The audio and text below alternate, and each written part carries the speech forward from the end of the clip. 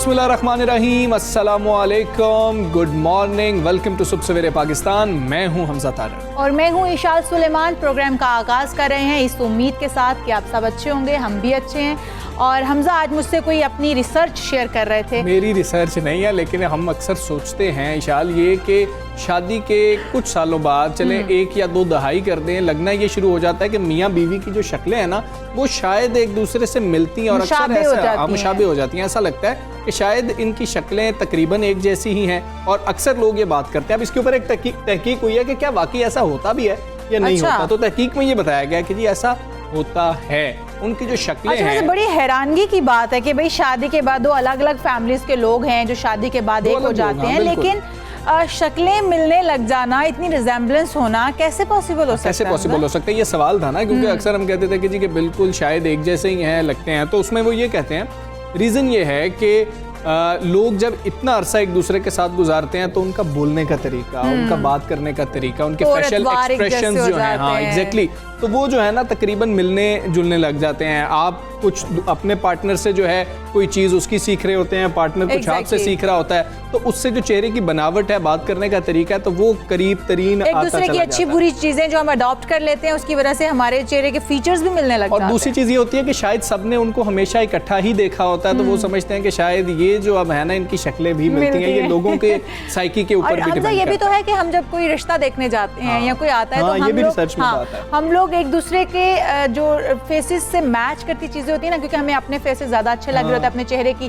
जो खदुखाल हैं वो ज्यादा खूबसूरत लगते हैं, तो हम उसी तरह का चेहरा अगले में भी देखना चाह रहे होते हैं। तो फिर इसी तरह के लोग जो मिलते जुलते चले जाते हैं और एक खानदान बन जाते हैं। बिल्कुल ऐसी, चूंकि वेस्ट में ये इस तरह की रिसर्चेज होती हैं, हम तो इस बारे में सोचते ही नहीं है। खैर, तो वो ये कहते हैं कि जब कोई नौजवान अपने लिए एक शरीके हयात जो है उसको पसंद कर रहा होता है या कर रही होती है, तो उनके लिए जो बेहतरीन चेहरे होते हैं वो उनके वालिदैन के चेहरे होते हैं, या फिर इंसान को जिस तरह इशाल ने कहा कि खुद जो अपना चेहरा है उसके जो खदोखाल हैं, वो उसका एक बनावट है वो पसंद होती है, इसलिए वो उससे मिलती जुलती शक्ल को ही पसंद कर रहे होते हैं, क्योंकि उनको वो लोग अच्छे लग रहे होते हैं। खैर, ये एक रिसर्च है, लेकिन मुअम्मा अभी तक ये हल नहीं हो सका फिर भी कि जी क्यों आखिर चेहरे मिलना शुरू कर देते हैं। लगता है कि इन दोनों के चेहरे एक दूसरे से बहुत मिलते हैं। खैर, उम्मीद करेंगे कि ये मुअम्मा फिर हल हो, मजीद रिसर्च भी इस पे होगी तो वो भी आपसे शेयर करेंगे। अभी हम टॉप स्टोरीज शामिल कर लेते हैं। मुस्लिम लीग नून की पावर शो की सारी तैयारियां धरी की धरी रह गई। नैब लाहौर ने नून लीग की नायब सदर मरियम नवाज की पेशी मुलतवी कर दी। पेशी कोरोना की तीसरी लहर की वजह से मुलतवी की गई है। नैब का एलामिया जारी। PDM में शामिल जमातों ने मरियम नवाज के साथ जाने का ऐलान किया था। वज़ीर आज़म कहते हैं इदारे बुलाएं तो जुलूस लेकर जाना नाकाबिले कबूल है।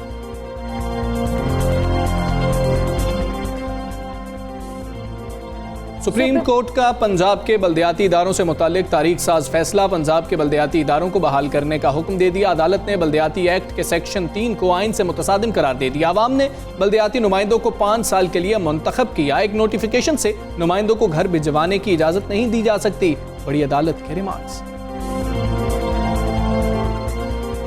कराची वाले गर्मी के इस्तकबाल के लिए तैयार हो जाएं। मौसम का हाल बताने वाले कहते हैं शहर में गर्मी की शिद्दत में इजाफा और चंद दिनों में हीट वेव्स का इम्कान है। 30 मार्च के बाद दर्जाए हरारत 39 डिग्री तक जा सकता है। महकमे मौसमियात का कहना है रवां बरस गर्मियों का दौरानिया 20 ज्यादा होगा।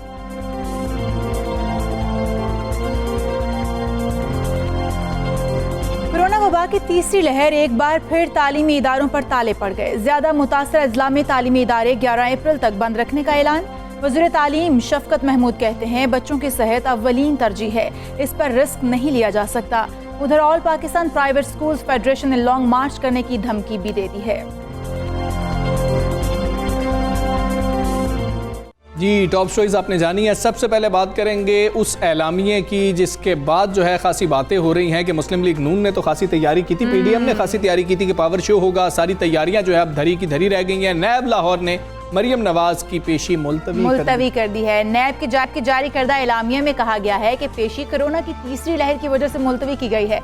NCOC की जानिब से हर नौयत के हजूम को इकट्ठा करने पर पाबंदी आयद है, इसीलिए ये पेशी भी जो है इसको आगे कर दिया गया। हाँ जी, मरियम नवाज की गुज़श्ता पेशी पर नैब इमारत पर दानिस्ता पथराव किया गया था। ये एलामिया में कहा गया है कि मरियम नवाज की पेशी NCOC की गाइडलाइंस और मफाद आमा के पेश नज़र मुलतवी की जा रही है, क्योंकि नून लीग की जानिब से तैयारी की गई थी कि वहाँ पर एक जुलूस की शक्ल में जाया जाएगा, और नैब की जानिब से आज मरियम नवाज़ को तहकीकात के लिए लाहौर दफ्तर तलब किया गया था, और अब नई तारीख अभी तक सामने नहीं आई है। PDM में शामिल जमातों ने और रहनुमाओं ने कारकुनों को ये कॉल दी थी कि हम मरियम नवाज के साथ रैली की सूरत में जाएंगे। उधर मरियम नवाज ने न्यूज़ कॉन्फ्रेंस करते हुए कहा है कि कोरोना की वजह से जो ये पेशी थी मुलतवी की गई है, तो वज़ीर आज़म ने इजलास क्यों किया? मतलब मुल्क में कानून है तो वज़ीर आज़म ऑफिस में भी लॉकडाउन होना चाहिए था, क्योंकि अगर मेरी पेशी इस वजह से मुलतवी की जा रही तो वज़ीर आज़म हाउस में फिर इजलास क्यों मुनाकिद किया गया? वहाँ पर क्यों SOPs को फॉलो नहीं किया जा रहा, जबकि वज़ीर आज़म इमरान खान ने वाज़े कर दिया कि कानून की हुक्मरानी हर सूरत बरकरार रहेगी, कोई समझौता नहीं होगा।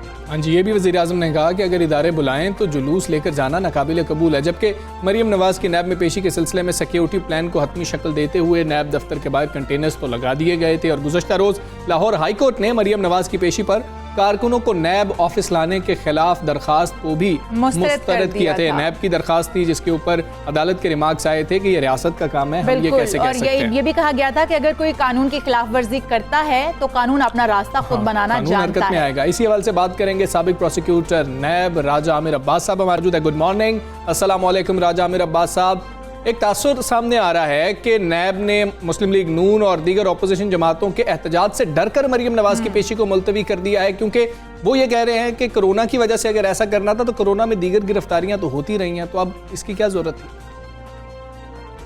देखिए, ये लफ्ज़ डर के तो मैं इसको समझता हूँ कि ये उनकी एक हिकमत अमली है कि नैब ये नहीं चाहती कि खामखा लॉ एंड ऑर्डर की कोई ऐसी सिचुएशन पैदा हो कि जिससे कोई सियासी गेन जो है कि पाकिस्तान मुस्लिम लीग नून जो चाह रही थी या PDM जो चाह रही थी कि किसी तरीके से हम जो एहतजाज कर रहे हैं इसमें पूरी PDM जिसने एहतजाज करना था गालिबन कभी कहते थे GHQ के सामने करेंगे, कभी कहते थे हम पिंडी बंद कर देंगे, कभी कहते थे इस्लामाबाद में एहतजाज होगा, धरना होगा और इस्तीफ़ा होगा, और अल्टीमेटली PDM की पूरी जो अभी उनकी सियासत थी और उनका एजिटेशन था वो रैस है कि नैब के दफ्तर के बाहर लाहौर में मुंतकिल हो गया और वहाँ पे वो अपनी शो ऑफ फोर्स करना चाह रहे थे। अब चूंकि मरियम बीबी ने गिरफ्तारी के खौफ से ज़मानत कबलस गिरफ्तारी भी करा ली और नैब को अब उनको चाहिए कि उनसे सवालों जवाब करना है, तो वो ज़रूरी नहीं कि वो 26 को करें, वो 28 को भी कर सकते हैं और 29 को भी कर सकते हैं। और एक अनटूवर्ड्स इंसिडेंट से अगर बचा जा सके तो ये एक मैं समझता हूँ कि दानिशमंदाना काम है, इसमें कोई ऐसी बुरी बात मुझे नज़र नहीं आ रही। क्योंकि आप देखिए ना कि ये जो पाकिस्तान पीपल्स पार्टी ने भी उनका साथ देने की हामी भर ली, और वजह क्या है कि जी नैब ये नहीं चाहती कि किसी भी तरीके से वहाँ पे पुलिस और जो अवाम है उनको आमने सामने लाया जाए। नैब के पास अपने पास तो पुलिस वगैरह नहीं है, ऑब्वियसली उसने रेंजर से ली, रेड जोन डिक्लेयर कराया और फिर भी ये नहीं रुके। तो जो अफसोस की बात हमें नज़र आ रही है या जो शर्म की बात ये है कि वो एक कॉन्विक्ट मरियम बीबी वो अपनी पेशी पे जाने के लिए, उनसे सवालों जवाब पूछने के लिए, और PDM पूरी की पूरी इसको एक्सप्लॉइट कर रही है और कानून जिसका वो रखवाले होने चाहिए थे वो उसका मजाक उड़ा रहे हैं और कानून को अपने हाथ में लेने की कोशिश की जा रही है। राजा साहब, तो मरियम नवाज साहिबा की नैब में जो पेशी थी वो मुलतवी हो गई, आप क्या समझते हैं कि मुलतवी होने के बाद नैब के लिए मरियम नवाज के जो चौधरी शुगर मिल्स और मनी लॉन्ड्रिंग के केसेस की तहकीकात है, इसमें पेशरफ्त में किसी कदर मुश्किल हो सकती है, डिले में जा सकती है? देखिए, मैं समझता हूँ कि मरियम नवाज बीबी ये जो हाई कोर्ट चली गई हैं, अब देखना ये है कि लाहौर हाई कोर्ट जोन सा है, क्योंकि अभी तक तो उन्हें गिरफ्तारी नहीं की जा रही थी और कोई ऐसा हमारे इल्म में नहीं था कि उनके वारंट्स वगैरह कोई इशू हुए हैं।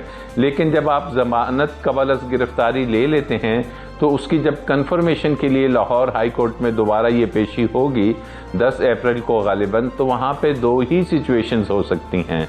या तो उनकी ज़मानत कबलस गिरफ्तारी कंफर्म कर दी जाएगी, ऐसी सूरत हाल में उन्हें अरेस्ट नहीं किया जाएगा। लेकिन अगर नैब ने ये साबित किया कि इस केस में मरियम बीबी से बहुत से सवाल जवाब रहते हैं, उनसे बहुत सी इन्वेस्टिगेशंस रहती हैं और उनका ये जो तरीक़ेकार है लोगों को सड़कों पे लाना और नैब के दफ्तर का घेराव करना, इससे तफ्तीश में रुकावट आ रही है, हैम्परिंग विद दी इन्वेस्टिगेशन हो रहा है। तो ऐसी सूरत हाल में अगर मुमकिना तौर पर लाहौर हाई कोर्ट वो ज़मानत को कंफर्म नहीं करता जो कबल इस गिरफ्तारी है, तो फिर मरियम बीबी ऑटोमेटिकली नैब के चाहने या ना चाहने के अलावा भी अरेस्ट हो जाएंगी और फिर उनको रिमांड और वो सिलसिला शुरू हो जाएगा जो कि काफ़ी लंबा होगा। फिर ज़मानत दोबारा लेने में काफ़ी मुश्किल और ताख़ीर का सामना बिल्कुल ठीक है राजा आमिर अब्बास साहब, लेकिन अपोजिशन हल्के तो ये तासुर दे रहे हैं, जिस तरह से आप भी बात कर रहे हैं कि मरियम नवाज साहिबा को हिफाजती ज़मानत मिलने के बाद ही नैब ने यह फैसला किया कि पेशी को मुलतवी कर दिया जाए, क्योंकि उनके मुताबिक नैब का मकसद ही ये है कि उनकी हिफाजती ज़मानत ना हो, उस वक्त उनको तहवील में लिया जा सके, तभी बुलाया जाए। देखिए, हिफाजती ज़मानत तो चंद रोज़ा होती है। अब हिफाजती ज़मानत जैसे कि मैंने अभी बताया आपको कि हिफाजती ज़मानत में जब अगली पेशी होगी 10 अप्रैल को, तो नैब को चाहिए कि भरपूर अंदाज में बताएं कि जनाब इनको जो हम बुलाते हैं, इन्हें जो पहले भी ज़मानत दी गई थी वो इसीलिए दी गई थी कि ये तफ्तीश में कोऑपरेट करेंगे, लेकिन एक मुल्ज़िमा के जिनको जब बुलाया जाए और वो बाकी दीगर सियासी पार्टीज़ के हमरा अगर बहुत बड़ा जमे गफीर या एक मजमा वहाँ इकट्ठे करते हैं, और पुराना सितंबर का हमें याद है कि गाड़ियों में पत्थर उनकी डिक्कियों में भर के लाए थे, तो ऐसी सूरत हाल में हाई कोर्ट लाजमन ये देखेगा कि इस जो शख्स है, ये जो मुल्ज़िमा हैं, इनका कॉन्डक्ट क्या है, क्या ये ज़मानत के लिए क्वालिफाई करती हैं या नहीं, और नंबर 2 क्या ऐसा एविडेंस और ऐसी चीज़ें तफ्तीश के दौरान सरफेस करके आई हैं कि इनको अरेस्ट किया जाए और पता लगाया जाए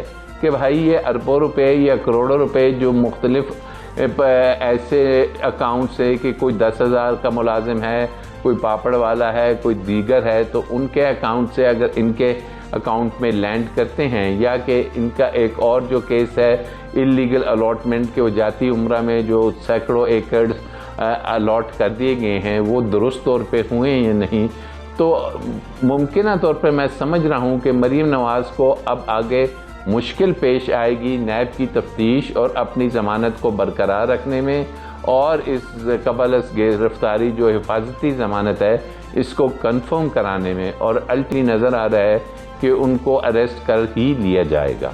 सही। तो राजा साहब, आपके ख्याल से नैब को इतना मजबूत कैसे किया जा सकता है कि ये इदारे सियासी दबाव के बगैर फैसले कर सकें? क्या इस हवाले से नैब के कवानीन में कोई इस्लाहात की ज़रूरत है? देखिए, नैब को मजबूत करने के लिए एक तो हमें एज ए कौम जो है वो खाली कवानीन से अदारे मजबूत नहीं होते, लेकिन हमारे यहाँ ये कॉन्सेप्ट होना चाहिए कि रूल ऑफ लॉ है, उसको हर शख्स ने उसको पाबंदी करनी है और उसको सुपीरियर समझना है। अनफॉर्चुनेटली हमारा अपना हुक्मरान तबका ही अगर रूल ऑफ लॉ की धज्जियाँ बखेरेगा, उसका मजाक उड़ाएगा, और हम ये देखेंगे कि जी कानून को कभी हमें नज़र आते हैं जरदारी साहब ये कहते हुए कि नैब के चेयरमैन की क्या मजाल के मेरे ख़िलाफ़ केसेस बनाए, कभी हमें फजल रहमान नज़र आता है जो अदारों की तस्दीक कर रहे होते हैं और कहते हैं कि नैब की क्या मजाल, कभी हमें मरियम और इनके वालिद साहब भी नज़र आए कि जी नैब के हम दान निकाल लेंगे। तो ऐसी सिचुएशन में कवानीन के साथ साथ हमें एज ए कौम भी ये देखना है कि जो हमारे कवानीन हैं उनको कितना लागू किया जाता है, और जो आला अदलिया है उन्हें ये देखना चाहिए ज़मानतें देते वक्त कि इनको जब हम ज़मानत देते हैं तो उसके बाद इनकी कॉन्डक्ट क्या होता है। ऑल्दो के नैब ने अभी इनकी ज़मानत की कैंसिलेशन लगाई हुई है कि जो इन्हें ज़मानत दी गई है उसका ये नाजायज़ या बेजा इस्तेमाल कर रही हैं, तो ऐसी सिचुएशन में अदारों के साथ साथ कानून साजी के साथ साथ आला अदलिया को भी ज़मानतें देते वक्त अब वो वक्त आ गया है कि वो इसमें फ़ैसलों में इनकॉर्पोरेट करें कि जनाब जब इन लोगों को ज़मानत दी जाती है तो ये ज़मानत का किस अंदाज में फ़ायदा उठाते हैं, मिसयूज़ करते हैं, और क्या अगर इनके ख़िलाफ़ जब इन्वेस्टिगेशन होती है तो इनको अगर इस किस्म का रवैया लाते हैं और अदारों के बाहर जाके उनको प्रेशराइज़ करते हैं, तो गालिबन नैब को चाहिए कि नैब के अपने कवानीन में है कि अगर कोई शख्स तफ्तीश के दौरान उनके साथ कोऑपरेट नहीं कर रहा और तफ्तीश में रुकावट डाल रहा है तो करप्शन और करप्ट प्रैक्टिस के अलावा नैब में एक शिक मौजूद है कि अगर आप इन्वेस्टिगेशन में रुकावट डालते हैं तो अलहदा से उसकी सज़ा भी दी जा सकती है और अलहदा से गिरफ्तारी भी अमल में लाई जा सकती है। तो ये वक्त है कि नैब को अपना जो कवानीन ऑलरेडी मौजूद हैं उसको इन्फोर्स करे और ये ना देखे कि जनाब एक गरीब शख्स या एक ऐसा शख्स के जिसको पार्टी लीडरशिप है किसी बड़ी जमात की, उसमें तफरीक को मिटाना चाहिए। नैब कहती है कि हम केस देखते हैं फिर नहीं देखते, तो इस तासुर को अब ख़त्म करने का वक्त है नैब के लिए। बहुत शुक्रिया आपका। सुबह सवेरे पाकिस्तान से आप बात कर रहे थे। मामला ये है कि अब जो है पेशी मुलतवी कर दी गई है और क्या अगर ऐसे ही हर मरतबा जमे गफ़ीर इकट्ठा करने की कोशिश की जाएगी, जलसे जुलूस की सूरत में जाने का फ़ैसला किया जाएगा। सवाल ये उठ रहा है क्या हर बार जो है पेशी को मुलतवी कर दिया जाएगा? क्योंकि अगर हम लास्ट टाइम की सिचुएशन देखें तो हमजा वो सिचुएशन ऐसी ही थी, पथराव हुआ गाड़ियों पर भी, बिल्डिंग पर नैब की, तो फिर इस तरह की सिचुएशन से बचने के लिए मेरे ख्याल में इस जो पेशी थी उसको मुलतवी किया गया है। तो उन्होंने भी, वज़ीर आज़म की जानिब से भी यही कहा गया है कि कानून को हाथ में लेने की इजाज़त नहीं दी जा सकती, कानून की पासदारी करनी हर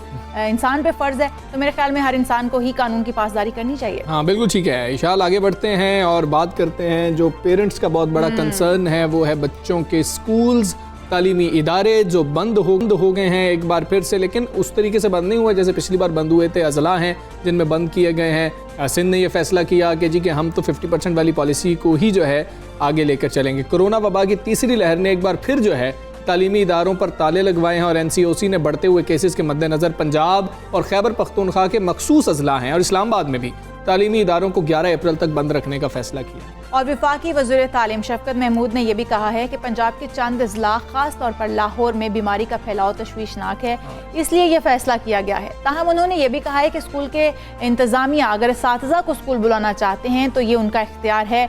उनका कहना था कि हुकूमत जानती है कि स्कूल बंद करने का तालीम का कितना नुकसान हो सकता है, बच्चों को कितना नुकसान हो सकता है, लेकिन जो हुकूमत है वो सिर्फ इस वक्त ये सोच रही है कि बच्चों की सेहत जो है वो अव्वलीन तरजीह है, होनी भी चाहिए और इस पर रिस्क बिल्कुल नहीं लिया जा सकता, ये वज़ीर तालीम ने कहा। और तालीमी इदारों के हवाले से NCOC का अगला इजलास जो है वो उन्होंने बताया 7 अप्रैल को होगा, तब जो है मजीद फैसले किए जाएंगे। उधर वफाकी हुकूमत के स्कूल बंद करने के ऐलान के बाद all Pakistan private schools federation ने लॉन्ग मार्च करने की धमकी दी और फेडरेशन के सदर ने 1 अप्रैल से स्कूलों को दोबारा खोलने का ऐलान भी कर दिया। जी हाँ, उन्होंने कहा है कि डबल शिफ्ट में हम 50% जो है हाजिरी यकीनी बनाएंगे। जिस तरह से सिंध ने ये फैसला किया है कि वहाँ पर 50% हाजिरी जो है उसको यकीनी बनाया जाएगा, तो लाहौर के जो स्कूल फेडरेशन के जो इंतज़ामिया है उन्होंने भी यही कहा है कि हम 50% हाजिरी जो है उसको यकीनी बनाएंगे, लेकिन 1 अप्रैल से हम स्कूल दोबारा खोलेंगे। उन्होंने कहा है कि वज़ीर आज़म, चीफ जस्टिस और आर्मी चीफ से स्कूलों की बंदिश का ऐलान वापस लेने का हम मुतालबा करते हैं। दूसरी जानिब वालिदैन हैं जो एसोसिएशन के नुमाइंदों ने हुकूमती ऐलान पर नज़रसानी का मुतालबा किया और कहा है कि बच्चों को का तालीमी नुकसान भी हो रहा है और क्योंकि ऑनलाइन जो तदरीस है उसका मयार हमारे मुल्क में तो नहीं है, हम उस तरह से बच्चों को प्रोवाइड कर ही नहीं पा रहे हैं। बिल्कुल ऐसे ही है इशाल। अब मामला ये है कि पेरेंट्स भी बटे हुए हैं। पेरेंट्स भी वो हैं, कुछ ऐसे हैं जो भेजना नहीं चाह रहे हैं, कुछ ऐसे हैं जो कह रहे हैं कि हमारे बच्चों का नुकसान हो गया। नुकसान तो बहुत हो चुका है, लेकिन मामला यह है तीसरी लहर खतरनाक भी बहुत है। All Pakistan private schools federation के सदर काशिफ मिर्ज़ा साहब हमारे साथ मौजूद हैं, उनसे उनका मौक़िफ़ जानने की करेंगे। काशिफ मिर्ज़ा साहब अस्सलाम वालेकुम, गुड मॉर्निंग। आप तालीमी इदारे बंद करने के जो हुकूमती फैसले हैं उसकी मुखालफत कर रहे हैं, हालांकि कोरोना की तीसरी लहर आप भी जानते हैं, हम भी जानते हैं, सब लोग जानते हैं कि सबसे शिद्दत वाली लहर लग रही है, महसूस हो रही है। ऐसे में हुकूमत ये कैसे फैसला कर सकती है कि बच्चे जो हैं उनकी ज़िंदगी दाव पर लगा दी जाए? देखिए, जहाँ तक तो बात है कि हुकूमती फैसले की मुखालफत, वो बुनियादी तौर पे 25A आर्टिकल आइनी हक है जो हमारे बच्चों की तालीम का उनका बुनियादी आइनी हक है, रियासत उसको जो देती है। लेकिन अनफॉर्चुनेटली हुआ क्या है, पिछले 1-1.25 साल से जो हुकूमत ने बावजूद इसके कि अपने इनको नज़र आ रहा था ये हालात ऐसे हैं और इसमें खुद ही कहते थे हमने कोरोना के साथ जो जीना है, हमें इसका मुकाबला करना है, तो कोई मुकाबला नहीं किया। हमारे पास इंफ्रास्ट्रक्चर दूसरा कोई नहीं था, घरों के अंदर तालीम नहीं थी। हम तो अपने 7.5 करोड़ उन बच्चों का जो स्कूल में 5 करोड़ थे और जो 2.5 करोड़ जो बाहर थे, इन सब के तालीमी हक की बात कर रहे हैं। अगर गवर्नमेंट स्टेट समझती है जिस तरह बाहर की दुनिया में हुआ है, आप इनको ऑनलाइन फैसिलिटी भी दे दें और इनको डिवाइसेस भी दें ताकि ये घरों के अंदर जो है वो बैठ के तालीम हासिल करें। ये बंद कर दें जितने भी तालीमी अदारे हैं, कोई आपको ज़रूरत नहीं है। इन्होंने जिस तरह के ड्रामे किए हैं ऑनलाइन सिस्टम का या वो तालीम घर टीवी का या रेडियो का, ये भी बना दें। लेकिन अनफॉर्चुनेटली गवर्नमेंट के पास ना कोई प्लानिंग है ना कोई इंफ्रास्ट्रक्चर है और हमारी औलादें बर्बाद हो रही हैं। और जहां तक रह गई ये बात कोरोना की जो तीसरी रही, गवर्नमेंट की अपनी नाअहली है, इन्होंने ये फैलाया है। इन लोगों ने जलसे जुलूस सरकारी सतह पे और तमाम से जो अपोजिशन की भी पार्टीज के कायदीन है, ये उसके जिम्मेदार है, दूसरी लहर के भी तीसरी लहर के भी। सही। काशिम मिर्जा साहब, जैसे कि अब तो हुकूमत फैसला कर चुकी है, अगर 11 अप्रैल को भी स्कूल नहीं खोले जाते तो आपकी क्या पॉलिसी होगी? इस हवाले से क्या कोई एहतजाज प्लान कर रहे हैं आप? देखिए जी, जहां तक तो हुकूमत की पॉलिसी की बात है तो वो मैं आपको इस हवाले से वाज़ेह कर दूं कि हमने तो 15 अगस्त से तालीमी इदारे खुले हैं और बावजूद इसके अब भी अल्हम्दुलिल्लाह तालीम तदरीस का सिलसिला हमने जारी रखा हुआ है। उसकी बुनियादी वजह यह है कि हुकूमत ने जो है डिस्क्रिमिनेशन क्रिएट किया हुआ है। अगर इस वक्त गवर्नर साहब के अंडर चलने वाला लॉरेंस कॉलेज, एचिसन कॉलेज खुला हुआ है और इस वक्त हम देख रहे हैं आर्मी स्कूल खुले हुए हैं, पुलिस फाउंडेशन के स्कूल खुले हुए हैं, वहां पर क्या हुकूमत को जो है वो रेट चैलेंज नहीं होती कि डिस्क्रिमिनेशन है? एलीट्स अदारों के लिए आपने तालीम के तदरीस का सिलसिला जारी रखा है और वो मेरा 7.5 करोड़ आम इंसान का, आम पाकिस्तानी का बच्चा, उसका तालीम का हक नहीं है। यकीनन इस डिस्क्रिमिनेशन के खिलाफ अपने 7.5 करोड़ बच्चों के आईनी तालीमी हक की खातर हम इंशाल्लाह ताला जो है पुरज़म है और अगर तादीबी कार्रवाइयाँ की गई तो अपनी औलादों के हक के लिए आखिरी हद तक जाएंगे और इंशाल्लाह हम लॉन्ग मार्च करेंगे। और लॉन्ग मार्च के लिए हम मशावरत का अमल कर रहे हैं मुल्क भर से। हम इसमें इस बात पे कमिटेड हैं कि इंशाल्लाह हम लॉन्ग मार्च करेंगे और इस्लामाबाद आएंगे। हम दर्द इस्तजा करते हैं, इल्तिजा कर रहे हैं, इस्तदा कर रहे हैं प्राइम मिनिस्टर साहब से, आर्मी चीफ से, चीफ जस्टिस साहब के लिए सरपरस्ती फरमाएं और हमारी औलादों को उनका तालीम का। काशिम मिर्जा साहब, कुछ बात कर लेते हैं इम्तिहानात की। हमने पिछली बार देखा कि बच्चों को जो है प्रोमोट कर दिया गया था, पर्चे नहीं हुए थे। इस दफ़ा पर्चों का वक्त तो है कि मई से ये सिस्टम जो है शुरू हो रहा होगा, लेकिन अगर स्कूल बंद रहेंगे तो बच्चे किस तरीके से तैयारी कर पाएंगे, उनका कितना हर्ज होगा? और आप देख रहे हैं कि इम्तिहानात वक्त पर होंगे? जहां तक तो देखिए जी, हमारे बच्चों की तालीम और तदरीस के हवाले से नुकसान और हर्ज की आपने बात की है, तो आपको भी पता है कि ये वो टाइम है जिस वक्त सेशन एंडिंग पे है, एग्जाम बहुत सी जगहों पे चल रहे हैं। सिर्फ एग्जाम ही नहीं चल रहे बल्कि नए सेशन की जो है वो आगाज हो रहा है और आपको ये भी पता है आगे रमजान है, रमजान के बाद फिर वो गर्मियों का सेशन शुरू हो जाएगा।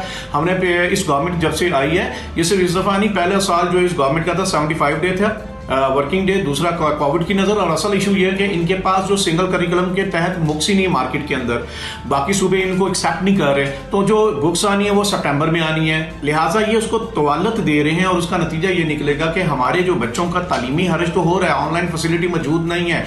हमारे टोटल 2% जो है कम्युनिटी एलीट तबका, उसके पास ऑनलाइन फैसिलिटी है 98%, यानी कि 50 मिलियन, 5 करोड़ बच्चों में से 1 मिलियन 10 लाख बच्चों के पास नेट फैसिलिटी मौजूद है डिवाइसेस के साथ। बाकी के पास ना नेट है, ना डिवाइस है, ना उनके पास इंफ्रास्ट्रक्चर है, ना IT टीचर। निजी स्कूल जो तलबा को ऑनलाइन क्लासेस पहले भी देते रहे हैं, आप क्यों नहीं दे सकते? तलबा और असातिज़ा को ऑनलाइन तालीम में क्या क्या मसाइल दरपेश हैं? ऑनलाइन सिस्टम पाकिस्तान में टोटल फ्लॉप है। इन्होंने ऑनलाइन सिस्टम का ड्रामा किया, इन्होंने तालीम का टीवी का ड्रामा किया, इन्होंने रेडियो का ड्रामा किया। इनकी तो आप ड्रामों से देखें तो पूरा पाकिस्तान जो है वो तालीम याफ्ता हो चुका है। अनफॉर्चुनेटली पाकिस्तान में पूरा इनका अपना डाटा कहता है 14% महज वो लोग हैं, 14% जिनके पास ब्रॉडबैंड नेट डिवाइस है along with device with net facility. तो बाकी के पास तो पूरे पाकिस्तान में जो 86% हाउस होल्ड है उनके पास तो ये फैसिलिटी नहीं है। फिर आज हम बात कर लेते हैं जो एलीट तबका है हमारा, उसके पास वो 2% जो हमारे कम्युनिटी है, 10 लाख बच्चों के पास एक्सेस मौजूद है, जबकि 4 करोड़ 90 लाख बच्चों के पास जो तालीमी इदारों में पढ़ रहे थे वो उनके पास ये नेट फैसिलिटी नहीं है। 2.5 करोड़ उनमें से बच्चा वापस नहीं आया, 2.5 crore already out of school है, तो 7.5 करोड़ बच्चा हमारा मुतासिर हो रहा है। अच्छा, अब इन हालात में जब आपके पास ये सिस्टम ही नहीं है तो तालीम का नुकसान का अजाला तो हो ही नहीं सकता। अब इन हालात में ज़रूरी ये है कि आप तदरीस का सिलसिला SOPs को इंश्योर करते हुए करें। 16 से ज़्यादा महकमे हैं जो हमें मॉनिटर कर रहे हैं और वो इस वक्त प्राइम मिनिस्टर इमरान खान, शफकत महमूद और NCOC का चेयरमैन जो है असद उमर समेत तमाम वज़रा तालीम ने कहा है जी तालीमी इदारों से कोरोना नहीं फैला। फिर ये भी उन्होंने कहा कि जो है सबसे बेहतरीन SOPs का जो इस्तेमाल हुआ है वो तालीमी इदारों में दिखाई दिया है। जब ये सब कुछ मौजूद है तो आप अपने इन सरकारी मेले ठेले और जलसे जुलूसों की सजा एक आम इंसान और तालीम को और हमारे 7.5 करोड़ बच्चों को क्यों दे रहे हैं? काशिफ मिर्जा साहब, बहुत शुक्रिया आपका। सुबह सवेरे पाकिस्तान से आप बात कर रहे थे। एक जानिब ये कहा गया बिल्कुल कि कोरोना स्कूल से नहीं फैला है, लेकिन ये भी कहा गया कि बच्चे कैरियर हो सकते हैं और वहाँ से जो उनके पेरेंट्स हैं या बुजुर्ग हैं उनको लग सकता है। खैर, हुकूमती फैसले हैं, उम्मीद करते हैं कि जो पैचे पे दोनों का हो जाएगा। लेकिन यहाँ पर एक ब्रेक ले लेते हैं हमजा, क्योंकि मेरी भी चाय ठंडी हो रही है, तो हम लेते हैं एक ब्रेक। ब्रेक से वापस आएंगे। Stay with us.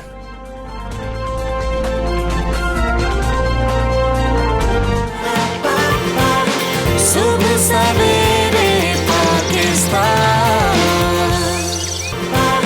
सुबह सवेरे पाकिस्तान। वेलकम बैक टू सुबह सवेरे पाकिस्तान। नाज़रीन, हम वापस आ चुके हैं, लेकिन हम थोड़े से सदमे में भी हैं। ये एक दुखी खबरें हैं दो जो हमें रात से चल रही थी और हमें मिली हैं हमजा। मेरे ख्याल में हमें अपने नाज़रीन से भी शेयर कर लेनी चाहिए। मारूफ नावल निगार और ड्रामा नवीस हसीना मोइन इंतकाल कर गई हैं। हसीना मोइन तवील अरसे से कैंसर के आर्जे में मुब्तला थी। नमाज जनाजा नॉर्थ नाज़माबाद ब्लॉक आई में आज बाद नमाज असर अदा कर दिया बिल्कुल जी। हसीना मोइन साहिबा ने अनकही तन्हाइयाँ, धूप किनारे समेत यादगार ड्रामे तख्लीक किए हैं और PTV के लिए गिरां कदर खिदमात हैं। हमारे अदब के लिए गिरां कदर उनकी खिदमात हैं। और साथ ही जो दूसरी आप बात कर रही थी कि दुख मतलब गमज़दा कर देने वाली हमें ख़बर मिली, पाकिस्तान टेलीविज़न की पहली खातून मेज़बान कंवल नसीर साहिबा भी इंतकाल कर गई हैं। और कंवल नसीर साहिबा जो हैं शुगर के मरज़ में मुब्तला थी और गुज़श्ता चंद रोज़ से वो इस्लामाबाद के निजी अस्पताल में ज़ेर इलाज थी। हम सब उनके लिए दुआगो थे, लेकिन वो जो हैं अब इस दुनिया में नहीं। बिल्कुल, मुल्क कौम के लिए अपनी गिरां कदर खिदमात पर हुकूमत पाकिस्तान की जानिब से उन्हें तमग़ाए हुस्न कारकर्दगी भी हासिल कर चुकी थी वो। और कंवल नसीर पाकिस्तान तहरीक इंसाफ के मरकज़ी सेक्रेटरी इतलात अहमद जवाद की खुशदामन भी थी। कंवल नसीर रेडियो की लेजेंड भी रहीं और बिल्कुल ऐसे ही बहुत सारी उन्होंने अपने काम जो हैं वो अपनी खदमात अपने मुल्क के लिए जो बिल्कुल ऐसे ही है। और रेडियो की जो लेजेंड मोहिनी हमीद, जिनको हम आपा शमीम के नाम से जानते हैं, उनकी ये साहिबजादी भी थी। हम मतलब कि दुआ करते हैं अल्लाह ताला से कि ये दोनों लेजेंड्स जो हैं जो अब हमें नहीं रहे हैं, इन दोनों की जो है इनको करवट करवट जन्नत नसीब कराएं। इनकी अगली जो मंजिलें हैं वो आसान हो और काम याद रहता है सारी उम्र। अब जब तक रहती दुनिया तक जो है इनका नाम रहेगा और इनका काम जो है वो याद रखा जाएगा। इतना ये खला कभी पुर नहीं हो सकता। मतलब कि लोग चले जाते हैं, हम फिर उनका काम याद करते हैं, उनकी अच्छी चीज़ों को याद करते हैं। तो अब हम दुआ कर सकते हैं, तो आप भी दुआ कीजिए, हम भी दुआ कर रहे हैं। अच्छा जी, आगे बढ़ते हैं। और नाज़रीन, ये तो आपने सुना ही होगा कि दोस्त तो बदले सकते हैं मगर हमसाए या दुश्मन नहीं बदले जा सकते। बिल्कुल ऐसे ही। और बदकिस्मती से पाकिस्तान का हमसाया भारत है जो हमेशा से पाकिस्तान के खिलाफ साजिशों के जाल बुनता है। मगर हमारे यौम पाकिस्तान पर भारतीय वज़ीर आज़म नरेंद्र मोदी ने वज़ीर आज़म इमरान खान को खैर सगाली का ख़त लिखा जो कि हैरान कुन था। बिल्कुल ऐसा ही है जी।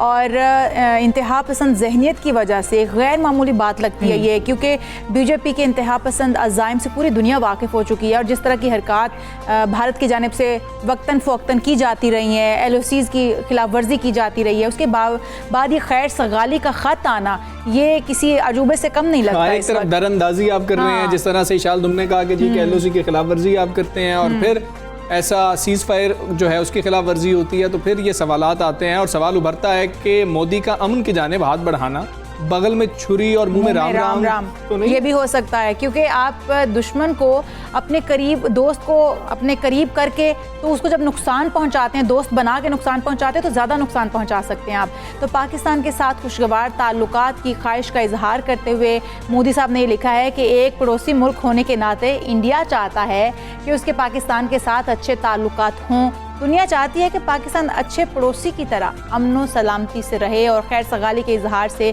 कभी पीछे नहीं हटा पाकिस्तान। हमारा तो हमेशा से यही मौक़िफ़ रहा है, यही हमेशा ख्वाहिश रही है कि अमन होना चाहिए। और अभी चंद रोज़ कबल army chief general Qamar Javed Bajwa साहब ने भी इस्लामाबाद में सिक्योरिटी डायलॉग की जो इख्तितामी तकरीब थी उससे खिताब किया था और कहा था कि बड़े सगीर में अमन का ख्वाब उस वक्त तक अधूरा रहेगा जब तक मसला कश्मीर हल नहीं हो जाता। वक्त आ गया है कि माजी जो है उसको दफन करें, आगे बढ़ा जाए और फिर ये खत सामने आना ये बिल्कुल। और साथ ही साथ हमारे पाकिस्तान का ये भी मानना है कि हमारी जो अमन की ख्वाहिश है उसको कमजोरी तो हरगिज़ ना समझा जाए।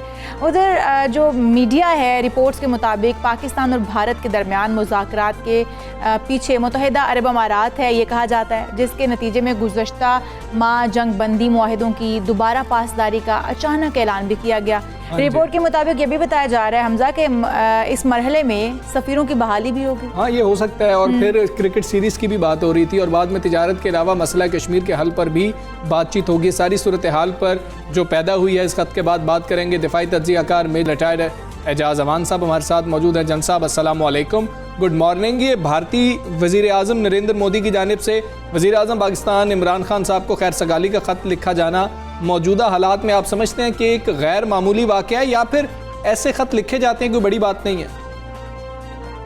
ये इस तरह के खैर सगाली के पैगामात नेशनल डेज पर तमाम ममालिक एक दूसरे को भेजते हैं, और इसी तरह अगर कोई हेड ऑफ स्टेट या चीफ एग्जीक्यूटिव बीमार हो जाए तो उसको हेल्थ के लिए विश करना कोई ऐसा गैर मामूली कदम नहीं है जिसको हम यूं समझें कि दोनों ममालिक के दरमियान जो मुखासमत थी वो ख़त्म हो गई थी, जो डिस्प्यूट्स थे वो रिजॉल्व हो गए, जो फ्रोजन रिलेशन थे शायद वो ख़त्म हो गए। ऐसी कोई बात नहीं है। ये एक रूटीन मैटर है, डिप्लोमेटिक नॉर्म्स में आता है, और इसको से ज़्यादा मैं ज़्यादा अहमियत इसको नहीं देता। सही साहब, बीजेपी के इंतहा पसंद अज़ाइम से पूरी दुनिया ही वाकिफ़ है। ऐसे में नरेंद्र मोदी का अमन की जानिब हाथ बढ़ाना, कहीं वो मुंह में छुरी, बगल में छुरी और मुंह में राम राम वाला मामला तो नहीं नज़र आता? देखिए, कोई अमन का हाथ नहीं बढ़ाया नरेंद्र मोदी ने। सबसे पहले तो प्राइम मिनिस्टर ऑफ पाकिस्तान ने उन्हें दावत दी थी, लेकिन जिस पर उन्होंने कोई जवाब नहीं दिया था, उल्टा पाकिस्तान पर दहशतगर्दी का इल्ज़ाम लगाया था। अब अगर आप पिछले उनके जो दूसरे दफ़ा मुंतखब होने के बाद और पहले 4 सालों की कार्रवाई है इसमें देखें, तो जो हमें यूरोपियन यूनियन डिसइंफो लैब से जो कुछ मिला, जो कुछ इंडियन क्रॉनिकल से मिला, जो कुछ कुलभूषण यादव ने हमारे मुल्क में किया और वो अब भी हमारी कस्टडी में है, और फिर जो नवंबर में 20 नवंबर को एक प्रेस कॉन्फ्रेंस की थी DGISPR और फॉरेन मिनिस्टर ने, उन्होंने जिन कैंप्स का जिक्र किया था कि 60 से ज़्यादा कैंप हैं अफगानिस्तान में जहां से हिंदुस्तान पाकिस्तान के अंदर दहशतगर्दी करवा रहा है और वो CPEC को सैबोटाज कर रहा है। क्या वो, और फिर प्राइम मिनिस्टर साहब का ये फरमाना कि ये हिटलर है और फैशिस्ट रिजीम है इंडिया, तो क्या वो तमाम बातें ख़त्म हो गई हैं? क्या कश्मीर में मजालिम रुक गए हैं? क्या उन्होंने जो कश्मीर का स्टेटस तब्दील किया था और उसको 2 यूनियन टेरिटरीज बना के इंडिया के अंदर एब्जॉर्ब कर लिया था, क्या उन्होंने उस आईनी तरमीम को वापस ले लिया है?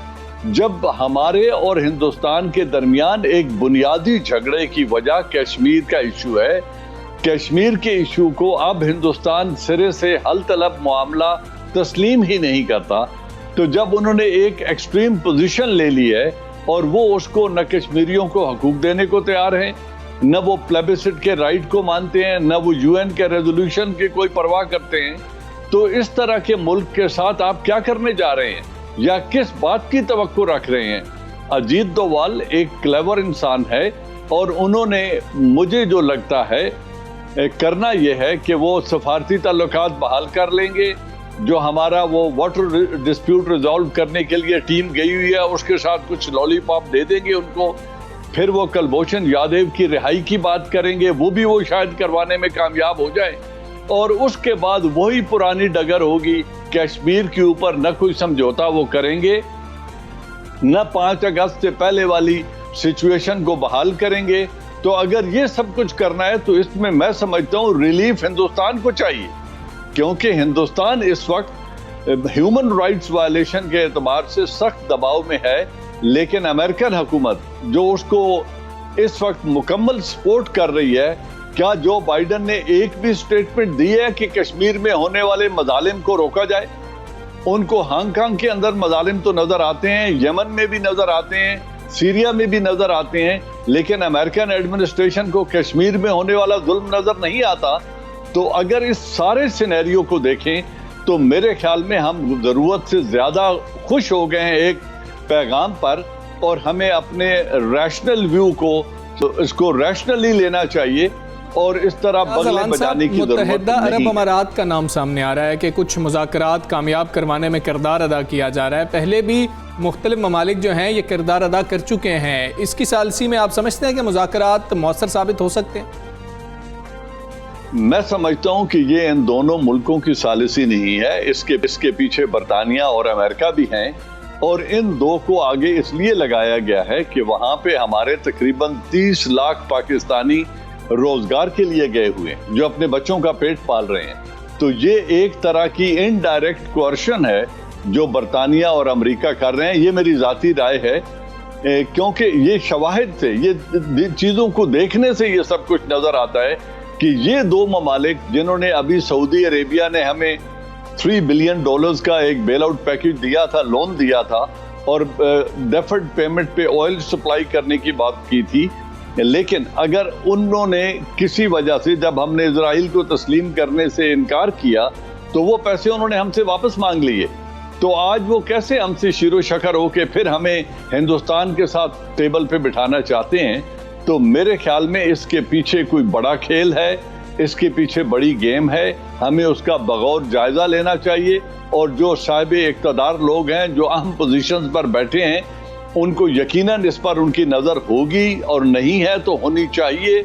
और इसका मुकम्मल जायजा लेके अगर हमने हिंदुस्तान के साथ सफारती ताल्लुकात बहाल करने हैं तो पहले उस सिचुएशन का जायजा लें कि हमने ताल्लुकात ख़त्म क्यों किए थे, क्या वो हालात ख़त्म हो गए और अब बहाली की ज़रूरत है?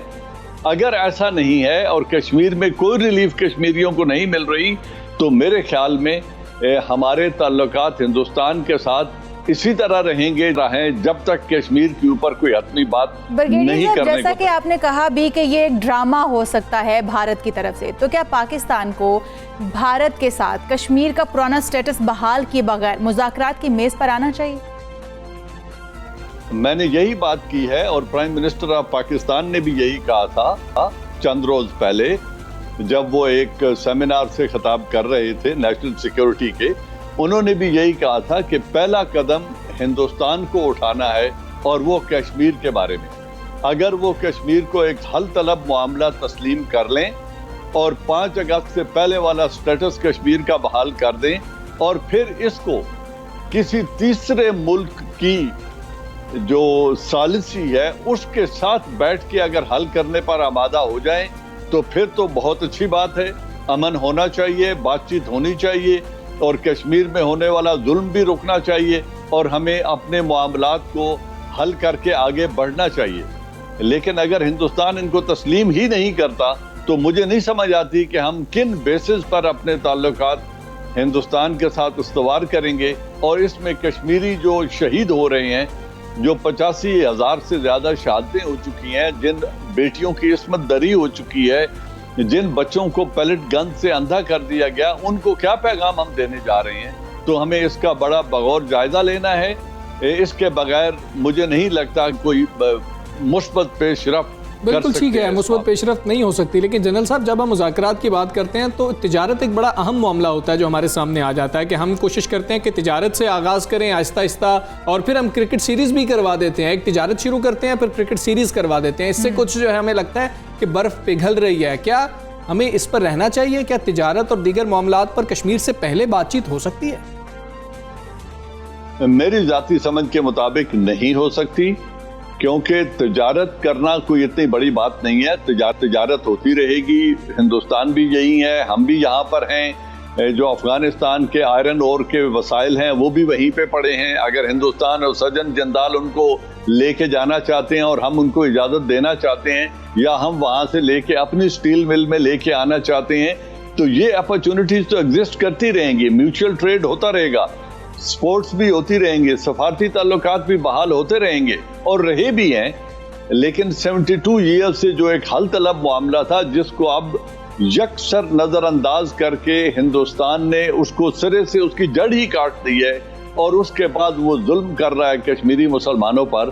तो इस वजह से मैं नहीं समझता कि कश्मीर को बैकडोर रखकर हम कोई पेशरफ्त कर सकते हैं या सही हो हमें गया। करनी चाहिए। जनरल साहब, क्या भारत की चीन के हाथों जो रुसवाई हुई, भारत को पाकिस्तान से मुज़ाकरात पर मजबूर किया इस चीज़ ने, या फिर इसमें अमेरिका की नई जो एडमिनिस्ट्रेशन है खित्ते में अमन के लिए, इस हवाले से भारत पर दबाव डाला गया हो?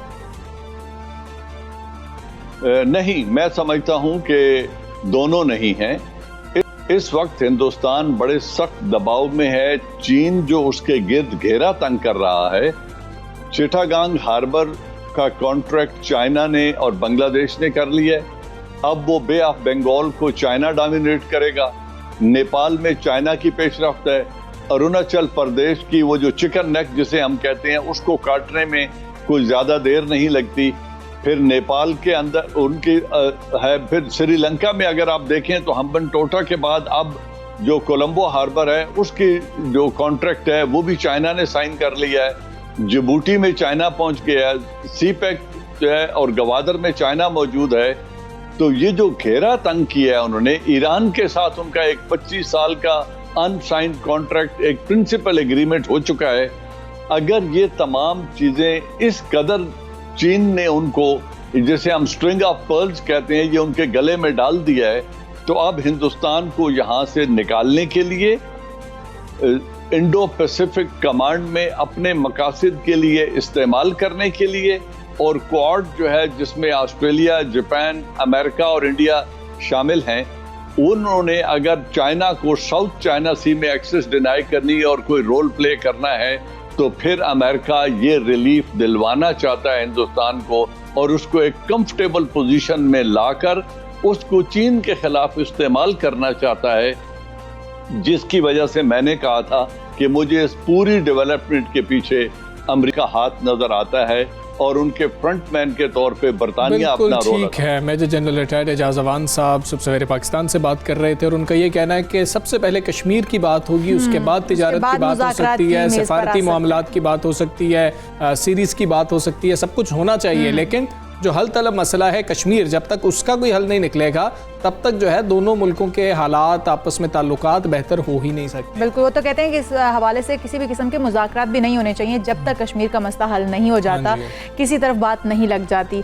लेकिन इस वक्त हम मेरे ख्याल में मौसम की कुछ बात करेंगे। मौसम से निकलते हैं थोड़ा सा। बिल्कुल, और जो मुल्की मौसम है, सूरत हाल क्या होने वाली है, इस पर बात करते हैं। जनाब, कराची वाले तैयार हो जाएं क्योंकि महकमा मौसमियात ने शहर में गर्मी की शिद्दत में इजाफे और आइंदा चंद दिनों में हीट वेव्स का इम्कान जाहिर कर दिया। हाँ जी, गर्मी आ नहीं रही, गर्मी आ गई है। महकमा मौसमियात के मुताबिक कराची के दर्जा हरारत में 4 से 6 डिग्री तक इजाफे का इम्कान है, जिससे दर्जा हरारत 36 से 38 डिग्री सेंटीग्रेड तक जा सकता है। और महकमा मौसमियात ने ये बताया है कि 30 मार्च के बाद दर्जा हरारत 39 डिग्री तक जा सकता है।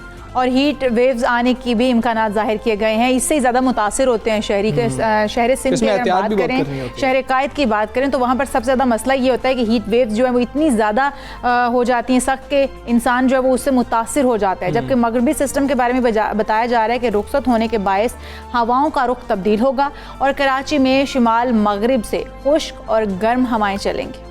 और इसी हवाले से हम बात करेंगे तर्जुमान महकमा मौसमियात मलिक साहब हमारे साथ मौजूद हैं। खालिद मलिक साहब, अस्सलाम वालेकुम, good morning sir. Sir, heat wave का खदशा है, क्या ये बात दुरुस्त है? और दर्जा हरारत के हवाले से जो हम तक मालूमात पहुंची हैं वो भी क्या दुरुस्त है सर? बिल्कुल सही कह रहे हैं कि ये कराची और सिंध में जो है हीट वेव अगले वीक से इंशाल्लाह होगी और इसके टेम्परेचर आप 39 पे कह रहे हैं, मैं ये कह रहा हूँ कि ये 40 को भी टच कर सकते हैं। और ये इससे पहले भी ऐसे जो है वो इन दिनों में टेम्परेचर ऐसा रहता है और 40 तक कभी कभी जो है हीट वेव की वजह से जा सकता है। लेकिन ये नेक्स्ट वीक में इंशाल्लाह बुध तक ये ऐसी सिचुएशन रहेगी। बुध के बाद फिर टेम्परेचर जो है वो ड्रॉप होने शुरू हो जाएंगे और मामूल के मुताबिक हो जाएंगे। खालिद साहब, अगर कराची के अमूमन मौसम की बात करें गर्मियों में, तो दर्जा हरारत कहाँ तक जाता है और इस बार कहाँ तक जाने की उम्मीद है? क्योंकि कहा यह जा रहा है कि गर्मियाँ ज़्यादा आएंगी, शदीद भी होगी लहर इस बार, तो क्या समझते हैं आप? नॉर्मली इन दिनों में जो टेम्परेचर है वो 34-35 की रेंज में मैक्सिमम रहता है, लेकिन हीट वेव की वजह से 4 से 5 डिग्री वो इंक्रीज हो सकता है और वो 39 to 40 तक जा सकता है। ये तो मैं मार्च की बात कर रहा हूँ। इसी तरह अगर हम आगे अप्रैल में जाएंगे तो वहाँ पे टेम्परेचर फिर और इससे बढ़ के और ज्यादा हो जाएगा। और जिस तरह आप गर्मियों की बात कर रही हैं, बिल्कुल ऐसा ही है कि इस दफा जो गर्मियों का दौरानिया है वो थोड़ा सा हमें ज्यादा लग रहा है, और उसकी वजह से जो हीट वेव्स हैं वो इसी अप्रैल में मजीद आने के चांसेस भी हैं। तो ठीक है, हमें खालिद मलिक साहब ज़रा लोगों के लिए ये बता दें कि हमें हीट वेव में क्या चीज़ें जो हैं, क्या इकदामात हमें करने चाहिए, एहतियात क्या करनी चाहिए जो आसानी से हम कर सकते हैं? हीट वेव का मकसद ये होता है कि आपका जो हीट इंडेक्स है, टेम्परेचर बढ़ता है उससे हीट इंडेक्स बढ़ जाता है। ठीक है। हीट इंडेक्स बढ़ने की वजह से आपको जो डायरेक्ट सन रेज हैं वो आपको हिट करती हैं और वो आपको सेहत के लिहाज से नुकसान पहुंचा सकती हैं। इसके लिए सबसे बेहतर ये है कि आप नंगे सर जो है वो बाहर ना निकलें और सर को ढांप लें और कोशिश ये करें कि ज्यादा देर धूप के सामने ना रहें। सही है, बिल्कुल ठीक है। तर्जुमान महकमा मौसमियात खालिद मलिक साहब हमारे साथ मौजूद थे और हीट वेव के हवाले से बता रहे थे खर्चा मौजूद है और 40 को टच कर सकता है कराची का दर्जा हरारत, और गर्मी लेकिन भी बुध इस के बार बाद जो है शदीद हो सकती है, लिहाजा अपने सरों को ढांप कर रखें, कैप से, कपड़े से, ताकि आप हीट वेव से बच सकें। और पुतल अपने साथ लाजमी रखें जिस तरह से इशाल कैरी करती हैं, मैंने आपको बताया भी था। अभी हम एक ब्रेक लेते हैं, ब्रेक के बाद आपको दोबारा मिलते हैं। मैं जरा तरबूज वाली बात बिल्कुल, स्टे विद अस।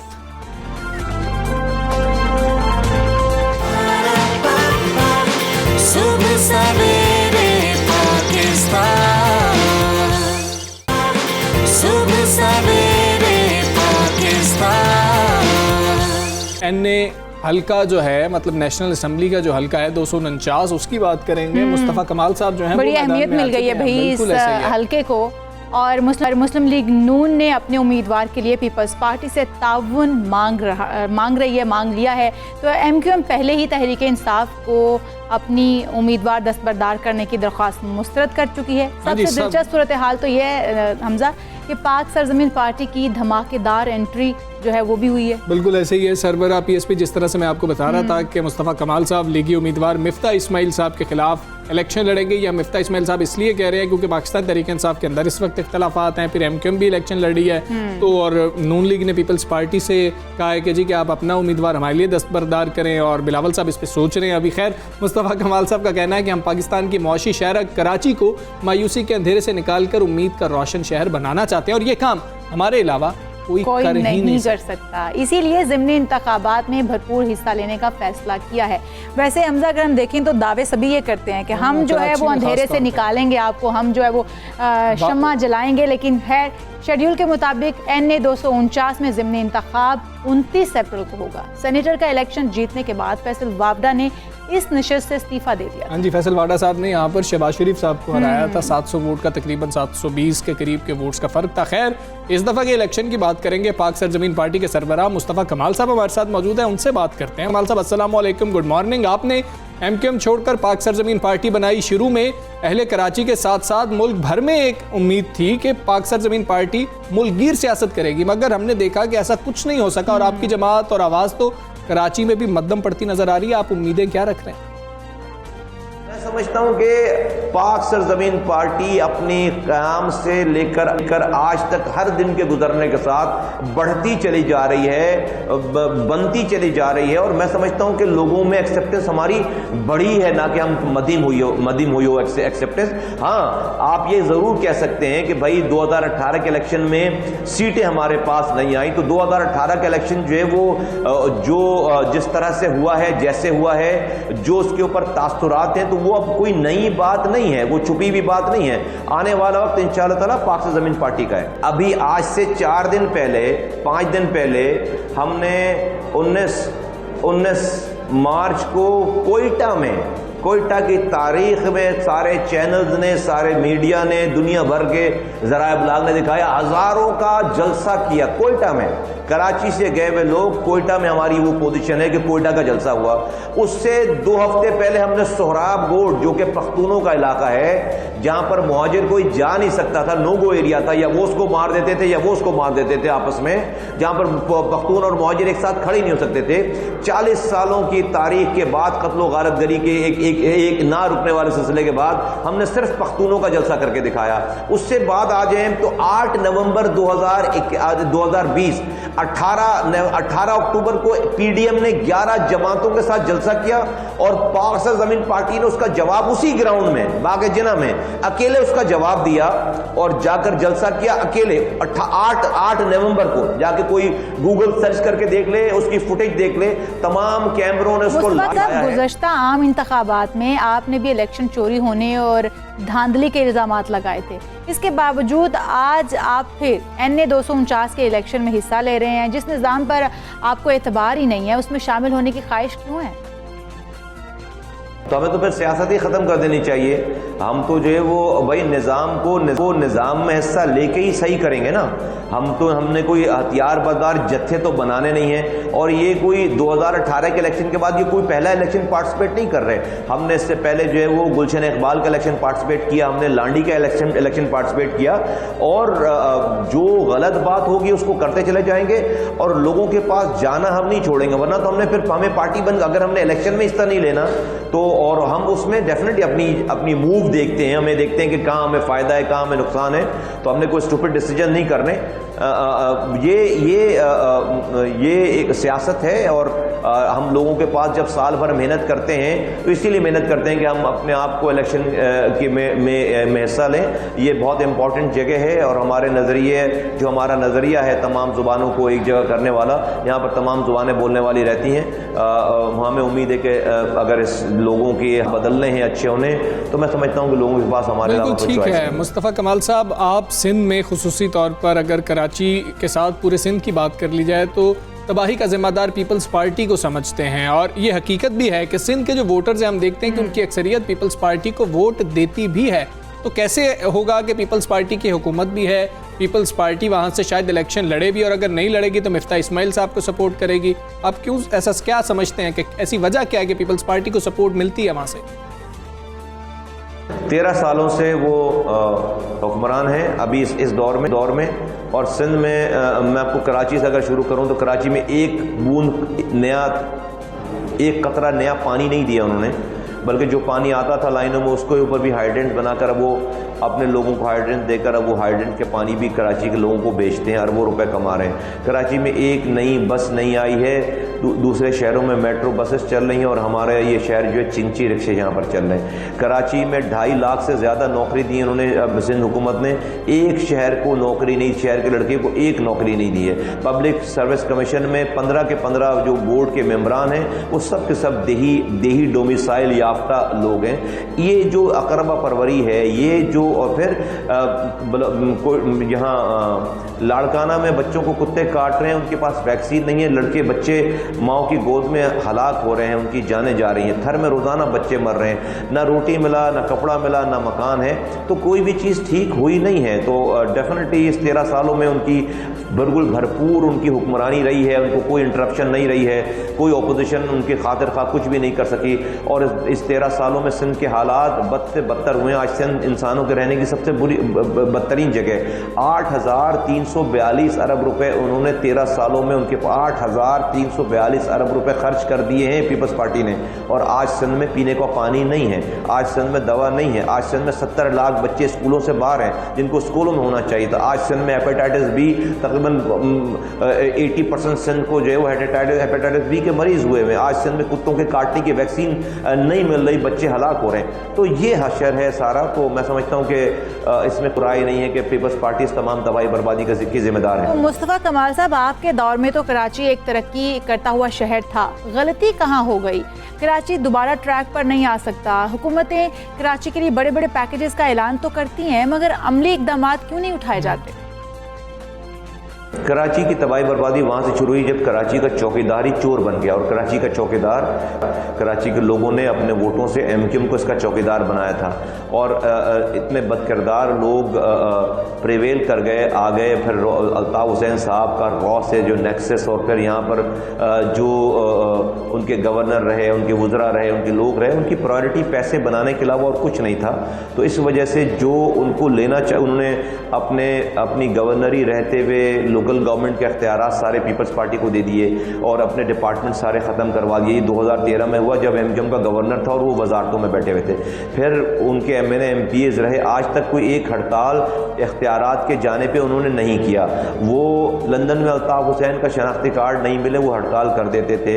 लंदन में जो है वो कोई गलत बात कर दे, कोई भाई को कोई मसला हो जाए, कोई एंकर गलत सवाल कर दे, कोई टिकर दो देर से चल जाए तो उस पर शहर बंद हो जाता था। लेकिन कराची के लोगों के हुकूक छीने जा रहे थे, उस पर शहर आज तक कभी भी बंद नहीं हुआ। कोटा सिस्टम पे शहर आज तक कभी बंद नहीं हुआ।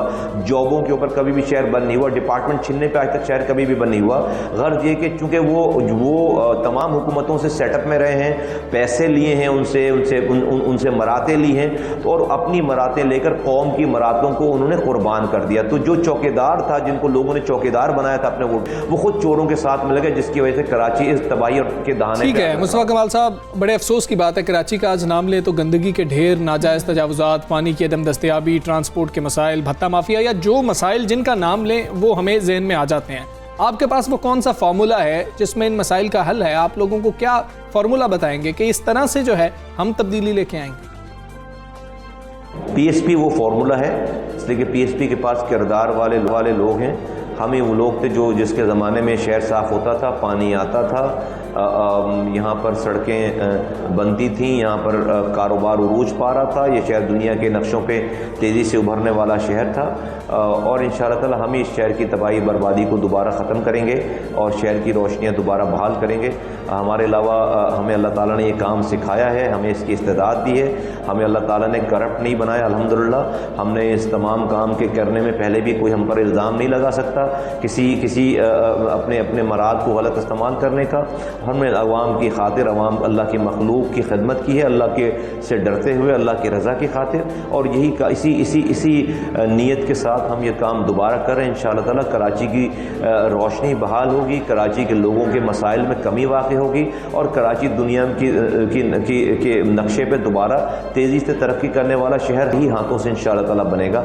कोई हमारे अलावा सोल्यूशन नहीं है। पीएसपी के रहनुमा सरबरा मुस्तफ़ा कमाल साहब हमारे साथ मौजूद थे और वो यही कह रहे थे कि जो फार्मूला है वो पीएसपी है, तो पीएसपी ही आके जो है तब्दीली ला सकती है और दीगर जो बाकी जमातें हैं जो इंतखाब लड़ रही हैं वो भी यही बात क्लेम कर रही हैं। खैर कराची के मसाइल हल हों, जो भी करें, आगे बढ़ेंगे और पंजाब की बात करेंगे जिसके बल्दियाती इदारों की बहाली के हुक्म के बाद बल्दियाती नुमाइंदे अभी भी शशोपंच का शिकार हैं कि उनकी मुद्दत का कितना अरसा बाकी रहा है या वो अपना वक्त पूरा कर चुके हैं। जी हाँ, कानूनी माहिरीन तो ये भी कह रहे हैं कि सुप्रीम कोर्ट के फैसले के बाद पंजाब हुकूमत को अब बल्दियाती इंतखाबात करवाना पड़ेंगे। अहम नुकता ये भी है कि बल्दियाती इदारे अवामी मसाइल हल करने में किस हद तक कामयाब रहे हैं। बिल्कुल ऐसे ही। अब ये जो इस कानूनी नुक्ते पे बात हो रही है, बात की जा रही है कि इदारे बहाल हो गए हैं, क्या उनकी मुद्दत 5 साल थी या फिर एक्ट के मुताबिक जो 2019 का एक्ट था उसके मुताबिक 4 साल थी, क्या मुद्दत पूरी हुई नहीं हुई? कुछ समझने की कोशिश करते हैं। लोकल बॉडीज अमूर के माहिर सलमान आबिद साहब हमारे साथ मौजूद हैं। सलमान आबिद साहब, गुड मॉर्निंग,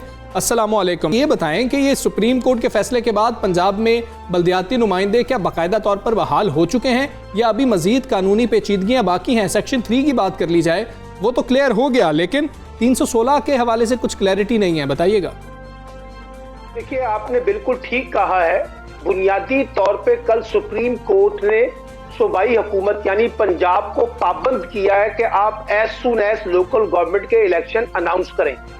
अलबत्ता उन्होंने पुराने जब ये कहा सेक्शन 3 के तहत कि हम लोकल गवर्नमेंट को बहाल कर रहे हैं, साथ ही उन्होंने 316 पे कोई कमेंट नहीं किया।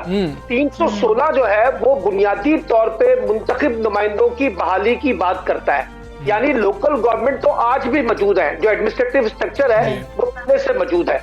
दूसरी बात है 316 पे अगर कमेंट हो जाता तो शायद फिर ये पूरे इदारे जो है मुकम्मल तौर पे बहाल हो सकते थे। एक बात।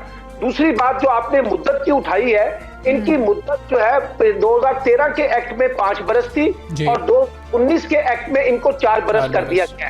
अब इस बात का इम्कान है कि आने वाले 2-4 दिनों में पंजाब हुकूमत एक ऑर्डिनेंस के जरिए 2013 के लोकल गवर्नमेंट ऑर्डिनेंस में एक अमेंड कर दे और इनकी मुद्दत वहां पर भी 4 बरस कर देगी। और जब ये 4 बरस कर देगी तो फिर इनकी मुद्दत जो है दिसंबर 2020 में खत्म हो जाएगी। इसलिए जो ये कह रहे हैं कि फौरी तौर पर local government as it is, जिस तरह से 2013 के एक्ट के तहत बनी थी, वो बहाल कर दी गई हैं, वो बहाल हो जाएंगी। मुझे उसकी पॉसिबिलिटीज बहुत कम नजर आती हैं, क्योंकि कानूनी सुकम है। और आपने देखा जो अदालती प्रोसीडिंग चली है उसमें भी अदालत बार बार पंजाब हुकूमत से ये कहती रही है कि आप as soon as election announce करें। अब इम्कान ये है कि जो पंजाब हुकूमत है जो सितंबर में लोकल गवर्नमेंट का इलेक्शन कराना चाहती थी और उसने अपनी डेट जो है वो सुप्रीम कोर्ट में सबमिट भी करवाई थी सितंबर के हवाले से। अब इम्कान ये है कि ये इलेक्शन पहले करवाने पड़ेंगे और अब इनको एज सुन एज अपना इलेक्शन शेड्यूल जो है वो जारी करना नहीं तो सर रिव्यू पिटीशन के चांसेस मौजूद हैं कि हुकूमत जा सकती है रिव्यू पिटीशन में? देखिए रिव्यू पिटीशन में वो ये इसी कॉन्टेक्स्ट में जाएगी कि हमने इलेक्शन शेड्यूल अनाउंस कर दिया है आपके कॉन्टेक्स्ट में, और ये देखिए ये हमारी डेट है और इसी के तहत हम तमाम डिस्ट्रिक्ट में जो डिप्टी डीसीओ हैं उनको एडमिनिस्ट्रेटर लगा रहे हैं और हम ये मई में, कल सुप्रीम कोर्ट ने कहा है इनको कि आप मई में ये इलेक्शन करवा दें। तो आप देखेंगे कि कौन सी वो डेट देते हैं रिव्यू पिटीशन में जाकर जिसके ऊपर इलेक्शन को इंश्योर किया जाएगा, क्योंकि खदशा ये था कि पंजाब हुकूमत इलेक्शन को डिले कर रही है, उनको लगता है कि उनकी पॉलिटिकल पोजीशन वीक है, इस वजह से वो इलेक्शन नहीं करवाना चाह रहे थे, इसको टाल मटोल कर रहे थे। अब कल के फैसले के बाद कम से कम इस बात की क्लैरिटी हो गई है कि पंजाब में निचली सतह पे जो गैर जमाती इलेक्शन होने हैं village council and neighbourhood council में, वो एज सुन एज अगले 2 से 3 माह के अंदर इलेक्शन होने के इम्कान ज्यादा है। जो लोग ये कह रहे हैं कि पूरी की पूरी local government as it is बहाल हो जाएगी, मुझे सलमान साहब आप ये आपसे जानना चाहेंगे, जैसे कि आइन के आर्टिकल 140A में ये लिखा गया है कि जो बल्दियात के जो अदारे होंगे वो खुद मुख्तार होंगे, तो क्या इससे इदारे खुद मुख्तार हो सकेंगे मुआशी तौर पर, सियासी तौर पर? देखिए बात यह है कि कानून के अंदर तो ये लिख दिया गया कि 140A के तहत इनको सियासी, इंतजामी और माली इख्तियारात दें, लेकिन कोई भी पाकिस्तान में सूबाई हुकूमत इस आर्टिकल 140A के तहत लोकल गवर्नमेंट को खुद मुख्तारी देने के लिए तैयार नहीं है। ये मसला महज पंजाब का नहीं है। जब तक आप एक स्ट्रॉन्ग पॉलिटिकल विल के साथ, जैसे 18वीं तरमीम हुई थी तो उसमें मरकज ने अपने इख्तियारात सूबों को दिए थे और सूबे अब उनकी जिम्मेदारी बनती है कि वो इख्तियारात मुकामी हुकूमतों को ट्रांसफर करें और वो एक खुद मुख्तार हुकूमत बनाने की तरफ तवज्जो दें। लेकिन इस वक्त जो रुकावट बन रही है पूरे पाकिस्तान में वो बुनियादी तौर पे सूबाई हुकूमतें हैं और सूबाई हुकूमतें चाहती हैं कि ज्यादा से ज्यादा वसाइल पर, बजट पर वो अपना कब्जा रखें और लोकल गवर्नमेंट को अपाहिज बना दें, मफलूज बना दें, कमजोर बना दें, आर्टिफिशियल बना दें।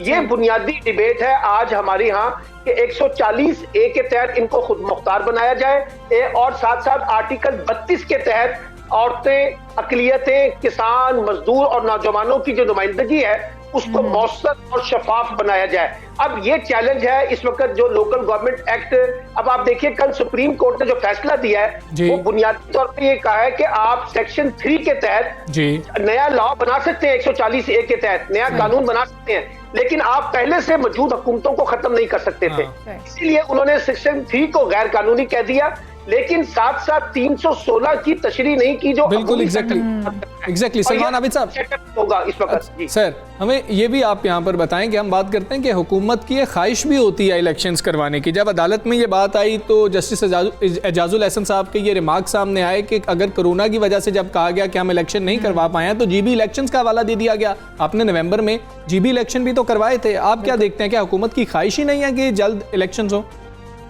देखिए इमरान खान साहब बतौर वजीर आजम बार बार केपी के गवर्नमेंट और पंजाब गवर्नमेंट को कह रहे हैं कि as soon as local government के इलेक्शन करवाएं, लेकिन मैं आपको फिर बता रहा हूं कि प्रोविंशियल गवर्नमेंट्स जो हैं जिसमें पीटीआई की अपनी 2 हुकूमतें हैं, पंजाब की और खैबर पख्तूनख्वा की, और सिंध में पीपल्स पार्टी है, बलूचिस्तान में बलूचिस्तान अवामी पार्टी है, ये चारों सूबाई हुकूमतें मुख्तलिफ जवाब बनाकर इलेक्शन को टाल मटोल कर रही हैं। और ये टाल मटोल इसलिए करती हैं कि आपके MNAs MPAs समझते हैं कि अगर लोकल गवर्नमेंट सिस्टम आ जाएगा तो उनकी सियासी ताकत कमजोर हो जाएगी और अगर लोकल गवर्नमेंट मौजूद नहीं होगा तो उनकी सियासी ताकत बढ़ जाएगी।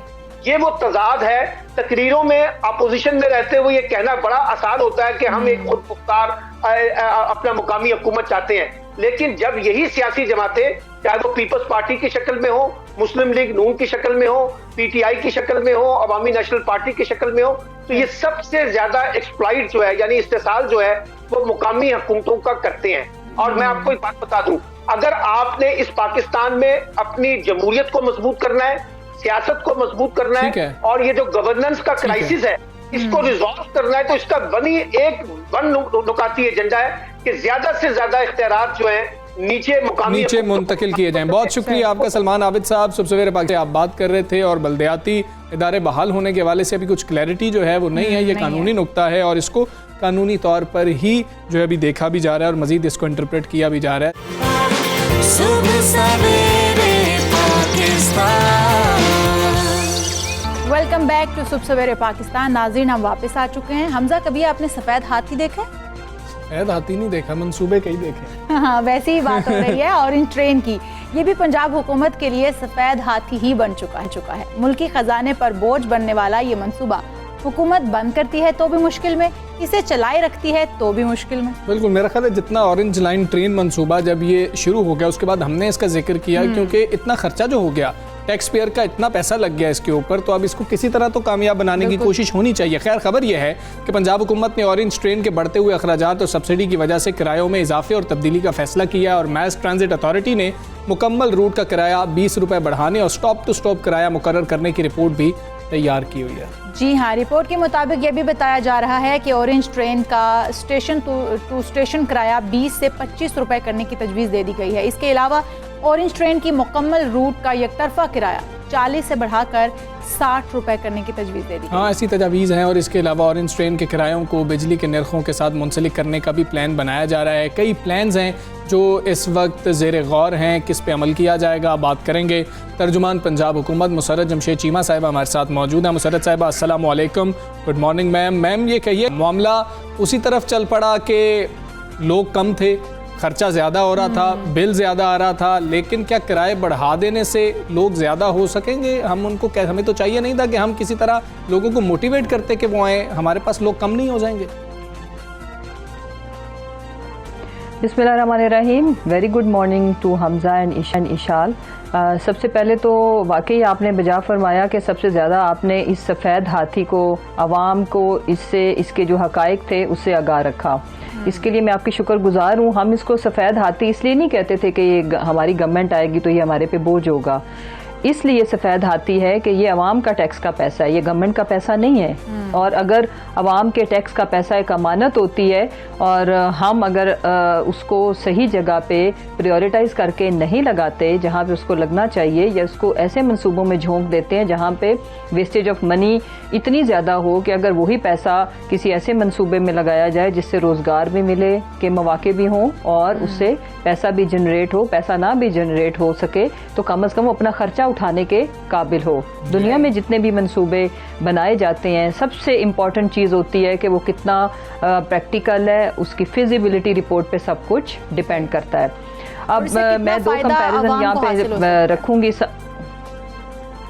यही बात हो रही है कि कितना फायदा उससे तो यही है ना, कितना पैसा लगाया। जी, मैं अर्ज करूं, उसमें मैं सिर्फ दो चीज़ें हक़ाइक़ आवाम के सामने रखूंगी कि जो मैस ट्रांजिट अथॉरिटी की जितनी भी मैनेजमेंट है ये वही है जो साबका जो सीएम ने और उनके अदवार में लगाई गई थी। उसको चेंज ना करने का मकसद सिर्फ ये है कि ये मंसूबा इन्होंने बनाया है तो इसको कामयाब भी ये करें। अब उसमें ये डिफरेंट प्रपोजल्स लेके आते हैं, डिफरेंट ऑप्शंस लेके आते हैं। ऐसा बिल्कुल भी नहीं है कि हम उनकी किसी भी इस तरह की प्रपोजल को सीएम साहब अब गौर भी नहीं करते जो प्रैक्टिकल ना हो, जो कि मजीद किसी तबाही का पेश खैमा साबित हो। उसमें ये इस तरह की रिकमेंडेशंस लेके आते ज़रूर हैं जो अनफॉर्चुनेटली मुझे ये कहना पड़ता है बड़े अफसोस और दुख के साथ, जो बेतुकी अगर हम कहें तो। पहले इन्होंने कहा कि जी स्पीडो बसें बढ़ा दें, ये वो देखें, ये मंसूबा बनाने के वक्त सारा कुछ किया जाता है। जैसे BRT इज़ अ सक्सेसफुल एक हमारा वो प्रोजेक्ट है जो पूरे उसकी चूँकि फिजिबिलिटी के ऊपर इतना हमने टाइम लिया उसको प्रैक्टिकल बनाने के लिए, इसमें सबसे ज़्यादा जो अहम बात है वो ये है कि वो पूरे के पूरे जो पेशावर है उसके सारे रूट्स को कवर किए हुए, और ये सिर्फ मुल्तान रोड के ऊपर इन्होंने बनाई, चंद किलोमीटर के ऊपर। और इसका कोई मुझे समझ नहीं आती कि इसको बनाने के वक्त इनका क्या नज़रिया था। मैं 2-3 फिगर्स आपके सामने रखूंगी, आप खुद ही अंदाज़ा लगा लें कि BRT में इस वक्त कोई 1,70,000 के लगभग 70,000 के लगभग 160 या 170 यानी कि 1,70,000 के लगभग मुसाफिर सफ़र कर रहे हैं डेली। और इसकी जो एस्टिमेशन थी, मैं कंपैरिजन करती हूँ कि जो हमारी ऑरेंज ट्रेन थी वो ये थी कि अगर इसके ऊपर ऑन डेली बेसिस कोई 2,60,000 मुसाफिर सफ़र करें तो फिर इसका खसारा इस पूरे जो को बिल्कुल ठीक है मुसर साहब, आप ठीक कह रही हैं, खसारा बिल्कुल है, लेकिन पूरे जो मंसूबा है मैस ट्रांजिट का, जिसमें ऑरेंज ट्रेन, स्पीडो बसें, मेट्रो आती है, वो 12 अरब के लगभग सालाना है। और अब मैं जो आखिरी बात प्लीज जरूर सुने, अवाम को पता होना चाहिए कि खाली 60,000 जो मुसाफिर है वो सफर कर रहे हैं। आप अंदाजा खुद लगाएं कि जो 12 अरब खसारा है ये कहाँ जाके जंप करके जाएगा। सीएम साहब ने ये जरूर इस अथॉरिटी को बोला है कि आप कुछ इस तरह की काबिले अमन इकदामात उठाएं कि इस खसारे को कम किया जा सके। बिजली का बिल तक भी नहीं पे हो रहा जो पैसा आ रहा है। आप दुरुस्त कह रही हैं, आप बिल्कुल दुरुस्त कह रही हैं, सारे हकाइक बिल्कुल दुरुस्त हैं। और दूसरी चीज़ जो गुज़श्ता हुकूमत या गुज़श्ता सीएम की हम बात कर लें, जिनकी जानिब से आपके बकौल ये सफ़ेद हाथी जो है बन चुका है, ये मंसूबा है, वो कहते हैं कि 11 फीडर रूट्स थे, उनके ऊपर 180 बसें चलानी थी। अगर हुकूमत ये बसें नहीं चला रही, उस रूट तक लोग आ ही नहीं रहे हैं, वो उधर तक रसाई हासिल नहीं कर पा रहे हैं, तो कैसे वहाँ पर मुसाफिर ज़्यादा सफ़र करेंगे? ये तजवीज़ नहीं आई अथॉरिटी की जानिब से या इसको नज़रअंदाज कर दिया गया? नहीं हमजा, ये लास्ट जब मेरा ख्याल है शायद मैंने आपके चैनल पे या किसी और ने इस पे प्रोग्राम किया था, तो मैंने उसमें अर्ज़ किया था कि ये जब भी जो माशाल्लाह से जो ये मंसूबे लेके आते हैं ना, खैर से उसी तरह के लेके आते हैं जैसे पहले ऑरेंज ट्रेन बनी है मसलन, कि जी इतनी बसें और चला दें और सारे जो रिक्शाज और जो छोटी सवारियां वो बंद कर दें। आप मुझे ये बताएं कि वो एक नया पेंडोरा बॉक्स खुलेगा, पेंडोरा बॉक्स नहीं, कितने सारे हज़ारों लोगों का, लाखों लोगों का रोजगार खत्म होगा। ये सारी मंसूबा बनाने के वक्त की बातें होती हैं। आपके सामने एक सक्सेस स्टोरी बीआरटी की चल रही है और ये इतना फेलियर है, इतना बड़ा फेलियर है, मेरा इंतहाई दिल दुखी होता है जब भी इसके ऊपर प्रोग्राम करना पड़ता है। साफ पानी हमारे पास नहीं है, एजुकेशन में हमें पैसे चाहिए, हेल्थ में हमें चाहिए, और ये पैसा जो 12 अरब था तब जब 2.5 लाख से ऊपर सफर करेगा पर डे, और अभी जबकि 60,000 भी नहीं करे और उसमें फन ट्रिप्स वाले ज्यादा हैं जो लोग सैरो तफरी और इसकी राइड्स लेने के लिए सिर्फ जा रहे हैं। तो आप मुझे ये बताएं कि ये खसारा तो 15 से 20 अरब के लगभग जाके पड़ रहा है हमें एनुअल।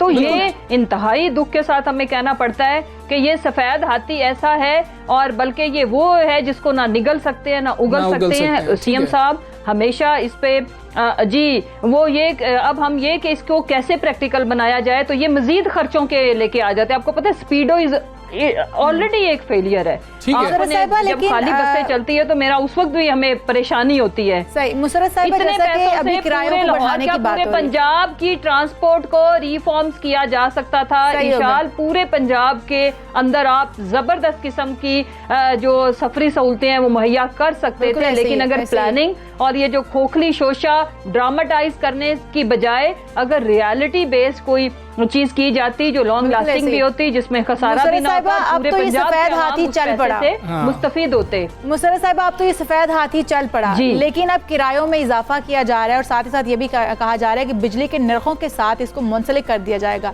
क्या समझती हैं इस हिसाब से किरायों में मुसलसल इजाफा नहीं होता चला जाएगा और ये मंसूबा है भी गरीब आवाम के लिए, मजदूर तबके के लिए?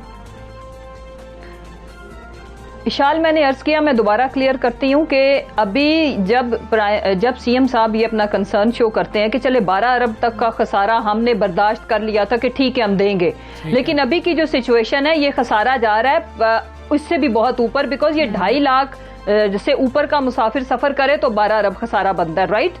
सीएम साहब ने सिर्फ ये कहा है कि हम इस खसारे को मजीद बढ़ने से बचाने के लिए इकदामात अमली उठाए जाएं, आप लोग इसमें काम करें, लेकिन इसका मतलब ये नहीं है कि हम अभी फिल वक्त, अभी ये कबल अज वक्त है कहना, जब तक सीएम साहब अप्रूव नहीं करेंगे कोई किसी किस्म का किराया नहीं बढ़ रहा। मेरा नहीं ख्याल कि वो इस तरफ जाएंगे। उन्होंने ये जरूर कहा है कि इसमें एफिशिएंसी लेके आए और इस खसारे को यहाँ पे हम इससे बढ़ने ना दें 12 अरब से। अगर 12 अरब से बढ़ता है तो आप सोचें कि फिर बहुत ऑलरेडी हमारे पास बहुत हमारे मजीद लोगों के जो इशू है, सीवरेज का इशू है पंजाब के अंदर, मजीद आपको पता है कि मेंटेनेंस के लिए हमें पैसा चाहिए होता है, सड़कें टूटती फूटती हैं, फिर नहीं बनानी है, तो बहुत सारी चीज, तो वैसे भी इतना ज्यादा पैसे के ज़िया को बचाने के लिए रिकमेंडेशंस मांगी गई हैं। अगर ये इस तरह की रिकमेंडेशंस लेके आते हैं तो उसका मतलब ये नहीं है कि इमीडिएटली उस पर अमल हो जाएगा। इसको गौर सीएम साहब इंशाल्लाह इसके ऊपर अच्छा फैसला लेंगे जो आवाम के मुसर्रफ साहिबा, अथॉरिटी के ऊपर ये जो मास ट्रांजिट अथॉरिटी है इसके ऊपर आपने हमेशा जो है खदशात का इजहार किया और आपने उनकी अक्ल के ऊपर भी बार बार जो है आप परेशान हो जाती हैं कि वो तो एक कोई अच्छी तजवीज़ हमें दे ही नहीं सकते हैं। कब तक हम लोगों को दिखाते रहेंगे कि क्योंकि पिछली गवर्नमेंट ने ये किया था अब हम उनको ही कह रहे हैं, उसी अथॉरिटी को कह रहे हैं कि इसको चला के दिखाएं। ठीक है, जब हुकूमत ने देख लिया कि वो नहीं चला पा रहे, अथॉरिटी को तब्दील कर दें, नए लोगों को वहाँ पर भर्ती करें, आपको अच्छी तजावीज़ देने वाले अजहान आ जाएंगे वहाँ पर। कुछ काबिल अमल जो तजावीज़ वज़ीर आला पंजाब चाहते हैं शायद कोई नया आदमी ले आए। जी बिल्कुल, सीएम साहब इस चीज़ के लिए इंतहाई परेशान है और उन्होंने बारहा मीटिंग्स में अपने खदशात का भी इजहार किया है, लेकिन सून इंशाल्लाह इस चीज़ को मंतकी अंजाम तक पहुंचाया जाएगा कि या तो ये टीम अच्छा परफॉर्म करेगी या फिर सीएम साहब इसमें एफिशिएंसी लाने के लिए और भी अगर कोई इकदाम उठाने पड़े तो वो उठाएंगे। बिल्कुल ठीक है मुसर्रफ साहिबा, बहुत शुक्रिया आपका। सबसे सवेरे पाकिस्तान को हिस्सा बनी और जो ऑरेंज लाइन मेट्रो ट्रेन का मामला है इशाल, हमने वो कवर किया था, वहाँ पर जाके हम उसका जिक्र भी इसलिए करते हैं कि हमने खुद वहाँ पर जाकर देखा था कि एक तो आधी खाली थी और दूसरा उसके अंदर मेजॉरिटी लोग ऐसे थे कि जो सिर्फ पिकनिक मनाने के लिए आए हुए थे। गवर्नमेंट का जो ये मौक़िफ़ है ये अपनी हद तक दुरुस्त है, लेकिन वो फीडर रूट्स जो 11 हैं उनकी जो बात की जाए, जो ये अथॉरिटी कहती है कि 180 बसें तो चलाएंगे यहाँ तक लोग पहुँच तो सकें कि उस पर फिर सफ़र किया जा सके, वो भी एक अलग मामला है। लेकिन हम उम्मीद करते हैं कि इतना खर्चा हो गया हल कर लिया जाए और खर्चे पर भी किसी हद तक जो है वो काबू पा लिया जाए। बिल्कुल ऐसे ही है। और इशाल, खेल की बात करते हैं और अब कुछ खबरें ऐसी आ रही हैं, जैसे हमने बात की थी ना, एक खत की बात की थी कि नरेंद्र मोदी की जानिब से वज़ीर आज़म इमरान खान के लिए जो पैगाम आया है, उसके बाद एक और मामला है, कुछ बाज़गश्त हो रही है, कुछ बातें आ रही हैं कि शायद इसी साल में पाकिस्तान और भारत के दरमियान T20 सीरीज़ जो है वो हो सकती है। कोई ब्रैकेट निकाली जाए, कोई अंदर से जगह निकाली जाएगी, 8-10 रोज के लिए 2-3 मैचेस करवा दिए जाएंगे, तो ये चांसेस भी जो हैं ये चांसेस हैं। अभी कबल इस वक्त कहना जो है वो कुछ भी हम नहीं कह सकते कि क्या हो सकता है क्या नहीं हो सकता, क्योंकि बहरहाल ये अभी खैर सगाली का खत है। जैसा कि हमारी पहले भी बात हो रही थी कि ये वही बात हो सकती है कि बगल में छुरी और मुंह से राम राम, हो सकता है कि ये मैच हो सकता है कि ये किसी तरीके से ना भी हो सके। अगरचे चेयरमैन पीसीबी जो है ऐसी किसी खबर की तस्दीक नहीं कर रहे हैं और क्रिकेट डिप्लोमेसी पर पीसीबी के एक अफसर का ये कहना है कि इशारे मिल रहे हैं, कहा गया है कि तैयारी रखें और इसके ऊपर बातचीत हो रही है। और आपको पता है पिछली बार पाकिस्तान भारत गया था और अगर इस दफा सीरीज होती है तो भारत को पाकिस्तान आना होगा। जरा का ये कहना है कि पाकिस्तान और भारत के दरमियान क्रिकेट सीरीज खेलने पर ब्रेक थ्रू होता है तो T20 मैचेस के लिए 6 दिन के लिए विंडो जो है वो लगाई जा सकती है, ऐसी मुमकिनात में से है। अगर ये सीरीज काबिल अमल होती हैं तो भारतीय टीम पाकिस्तान का दौरा करेगी, क्योंकि आखिरी बार पाकिस्तान ने ही भारत का दौरा किया और दोनों मुल्कों के दरमियान 2012-13 में आखिरी 2 तरफा सीरीज भारत में हुई थी। जुनैद खान ने क्या कमाल उसके अंदर बॉलिंग की थी। और रवा साल भारत में T20 वर्ल्ड कप अक्टूबर में शेड्यूल्ड है और दूसरी जानिब दौरा जनूबी अफ्रीका और जिम्बाब्वे के लिए पाकिस्तानी दस्ते की आखिरी कोविड टेस्टिंग जो है वो रिपोर्ट्स नेगेटिव आ गई हैं और टीम जो है 35 खिलाड़ियों के साथ ये जो टेस्टिंग करवाई गई थी उसके बाद अब जोहानिसबर्ग के लिए रवानगी हो चुकी है। टीम जो है उड़ान भर चुकी है। पाकिस्तानी दस्ता जो है वो आज उड़ान भर चुका है और अब खेल पेश किया जाएगा वहाँ पर। और ये बड़ी अच्छी बात है कि खुशाइंद बात ये थी कि जाने से पहले सारी टीम के जो टेस्ट थे वो नेगेटिव आ गए। हमारी तमाम टीम जो है वो खेलने के लिए जा चुकी है। इस पर मजीद भी हम बात करते हैं। स्पोर्ट्स तज्जियाकार नसीम राजपूत साहब हमारे साथ ही मौजूद हैं। बहुत शुक्रिया सर आपके वक्त का। कहिएगा कि वाकई पाकिस्तान और भारत के दरमियान किसी सीरीज का कोई इम्कान नजर आ रहा है? इस हवाले से क्या इत्तलात हैं आपके पास? Vishal good morning and Hamza good morning. Overall देखिए अभी ये बहुत जल्दी होगा। कुछ चीजें अभी इंडिया में ऐसी चल रही है। कल एक प्रोग्राम में मैं था, इंडिया से मुझे लाइन पे लिया हुआ था, तो बेदी साहब वहाँ पर एक सीनियर जर्नलिस्ट थे साथ में। उनका कहना ये था कि इस वक्त मोदी साहब जिस तरह इलेक्शन में फंसे हुए हैं, बंगाल का इलेक्शन है, कई और जगहों पे इलेक्शन है, उनके साउथ में इलेक्शन है, लेकिन बंगाल का इलेक्शन उनके लिए डू एंड डाई वाली सूरत हाल रखता है। जिस तरीके के हालात इंडिया में रिसेंट पास्ट में हुए थे, तो उनका असल फोकस तो अभी इस जानिब दिखाई दे रहा है। उसके बाद वो सोचेंगे कि क्या करना है क्या नहीं करना। लेकिन भारतीय वजीर आजम नरेंद्र मोदी हो या पाकिस्तान के वजीर आजम इमरान खान हो, ये जरा इस तरीके की फिगर जरूर है कि स्टैंड फैसला खुद करते हैं, बात खुद करते हैं। माजी में हमने देखा था कि जो हुकूमतें पाकिस्तान और भारत की हुआ करती थी, जियाउल हक साहब गए थे मैच देखने के लिए, राजीव गांधी साहब आए थे, अब वो सूरत हाल नहीं है। अब दोनों हुक्मरान हैं, वो डिसीजन लेंगे कि आया होगी या नहीं होगी। लेकिन यहाँ पर जैसे अभी आप बात कर रहे थे, अगर उसूलन देखा जाए, कानूनन देखा जाए, तो इंडियन टीम को पाकिस्तान का दौरा करना चाहिए। ज़का अशरफ के दौर में पाकिस्तान टीम गई थी, और अभी हमजा जिस तरीके से आप जुनैद खान के स्पेल की बात कर रहे थे, बड़ा लाजवाब स्पेल था वो। अच्छा स्पेल करने के बाद आज तक जुनैद खान भी टीम में दिखाई नहीं दिए। तो कहने का मकसद है अभी it's too early to say anything. लेकिन एक चीज हमें ध्यान में रखनी चाहिए हमजा, शायद मेरा अपनी जाती राय ये कि पाकिस्तान में सीरीज फिर ना हो। इस साल अक्टूबर में वर्ल्ड T20 इंडिया में होना है, और शायद कोई एक विंडो उसी वक्त बनाई जाए कि 3 T20 matches before world T20 India में खेलने। मैं नसीम राजपूत साहब उसी तरफ आ रहा था कि भारत इसमें लीनियंट हो सकता है, भारत की ख्वाहिश हो सकती है, क्योंकि पाकिस्तान ने भी मशरूत कर रखा है कि हमने भारत जाना है या नहीं जाना है।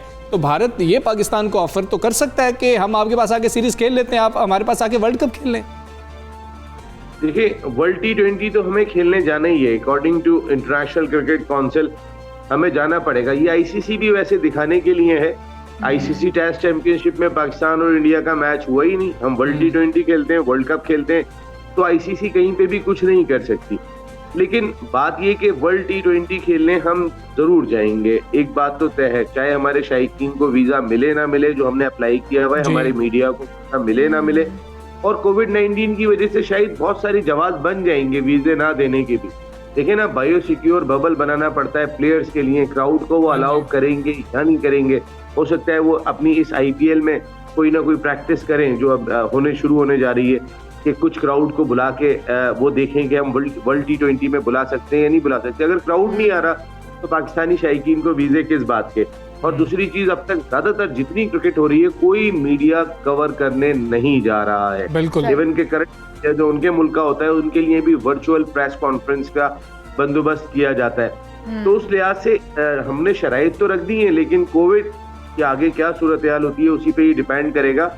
मैं इसलिए कह रहा था हमजा कि अब आपको क्वारंटाइन होने के लिए भी एक वक्त दरकार होता है, 10 दिन दरकार होते हैं, 8 दिन दरकार होते हैं, कम से कम भी आपको इतना टाइम गुजारना पड़ता है। तो अगर इंडियन टीम यहाँ आती है तो ऐसी कौन सी विंडो बन रही है बिल्कुल इंडियन टीम यहाँ पर। और दूसरी चीज ये कि हम शायद मानने को तैयार हो जाएंगे कि ठीक है, हम इंडिया में ही मैचेस खेल लेते हैं यार। आप जानते हैं कि बहुत सारी चीजें हम माजी में भी करते हुए हैं। जब हमने सीरीज खेली थी वो भी हमारा वक्त था कि हमारे पास आके, लेकिन हम वहाँ जनूबी अफ्रीका के दौरे की बात कर लेते हैं, क्योंकि टीम जो अब रवाना हो चुकी है। क्या समझते हैं इस बार जो सिलेक्शन भी हुई टीम की वो कैसी रही? फिर उसके बाद क्या टीम जो है वो जिस तरह से सिलेक्शन हुई है उस तरह से अच्छा परफॉर्म कर पाएगी? देखिए, हमने सिलेक्शन पे ऑलरेडी बहुत बात की हुई है और बहुत क्रिटिसाइज हुआ है चारों खानों से। जो है वो वसीम खान हर चैनल पे बैठे, मोहम्मद वसीम हर चैनल पे बैठे हुए थे और वो बता रहे थे कि उन्होंने जो टीम सेलेक्ट की है उसमें क्या है क्या नहीं। लेकिन बहुत सारी जगहों पे वो जवाब नहीं दे सके। लेकिन और हर दफा यही होता है कि जवाब मिलता नहीं है। बहुत सारे जवाब मीडिया भी ढूंढ लेते हैं। ऐसा नहीं है कि अगर बेहतर भी हुई है तो भी हम निकाल के ले आते हैं। अच्छा जी, यहाँ से नहीं तो ये यहाँ से क्यों नहीं पकड़ा, ये ऐसे क्यों नहीं पकड़ा था आपने। ठीक बात। तो ये सब होती है। लेकिन जैसे कामरान गुलाम एक ऐसा कंटेंडर परफॉर्म कर रहा था, मेरे ख्याल में कामरान गुलाम किया था। कामरान गुलाम क्यों नहीं है? खैर, अब ये बात पुरानी हो गई। असल चीज यार कि हमने हमारे फ्रेंचाइजर कह रहे थे आपको कि जनूबी अफ्रीका का टूर आप मंसूख कर दें, आप आगे कर लीजिएगा, मुलतवी कर दें, आप आगे कर लीजिएगा या कोई विंडो बना लीजिएगा, इसलिए कि आपका आरोप है पाकिस्तान सुपर लीग की वजह से, आप इसको क्लियर कर ले। लेकिन पाकिस्तान क्रिकेट बोर्ड ने कहा कि चूंकि उनकी टीम आई थी अभी रिसेंटली और हमें मना करना अच्छा नहीं लगेगा। देखें, जनूबी अफ्रीका के जो हालात हैं, अभी आपने NCOC की ब्रीफिंग सुनी थी, मकसद उमर साहब को सुन रहा था, उसने कहा कि कुछ ऐसे ममालिक हैं जिनको इन्होंने कैटेगराइज किया हुआ है, उनमें जनूबी अफ्रीका है। जनूबी अफ्रीका में कहते हैं कि वायरस भी अजीब किस्म का है, उनके लोगों को आने की इजाजत नहीं है, तो हम अपने खिलाड़ियों को भेज रहे हैं। फिर दूसरी चीज ये कि उन्होंने कौन सी हमारी रिस्पेक्ट रखी, उनके जितने स्टार प्लेयर्स हैं वो IPL खेलने के लिए जा रहे हैं। जब T20 मैचेस हम खेल रहे होंगे वो जा रहे होंगे IPL खेलने के लिए। तो यहाँ पाकिस्तान क्रिकेट को कहीं ना कहीं छोटा स्टैंड अपना रखना चाहिए था कि भाई आपके प्लेयर्स अवेलेबल हो, बिल्कुल ठीक है। जी, नसीम हमजा। राजपूत साहब, ये साउथ शकील की जगह आसिफ अली को शामिल कर लिया गया है टीम के अंदर, ये तब्दीली आप कैसे देख रहे हैं? दूसरा ये बता दीजिए कि आप बाबर आजम के पास बहुत अच्छा मौका नहीं है कि परफॉर्म करें दोनों फॉर्मेट्स में, पहले नंबर पर बैटिंग में आ सकते हैं, ओडीआई में तो विराट कोहली को काट सकते हैं। यार बाबर आजम उस फ्रेम ऑफ माइंड में दिखाई नहीं दिए जब से कप्तान बने। और दूसरी चीज, कप्तान बनते ही वो कहते हैं ना, सर मुड़ाते ही ओले पड़ गए। अब उनका हाई कोर्ट में केस चला गया, रिलीफ मिल गया वहां से, उनका मामला पता। तो बाबर किस फ्रेम ऑफ माइंड में, मुझे बाबर वो बाबर लग नहीं रहे जिस बाबर को मैं देखना चाह रहा था, या जिस बाबर से हमने बहुत सारी उम्मीदें वाबस्ता कर ली थी। बाबर को इस चीज से निकालने में कहीं ना कहीं, देखिए हमारा टैलेंट बहुत बड़ा है, लेकिन ऐसा नहीं है कि किसी के साथ इंसाफ ना हो। इंसाफ सबसे इम्पोर्टेंट चीज है। लेकिन बात यह है कि बाबर उस फ्रेम ऑफ माइंड में लग नहीं रहे मुझे। पता नहीं क्यों पर्सनली मैं फील कर रहा हूँ।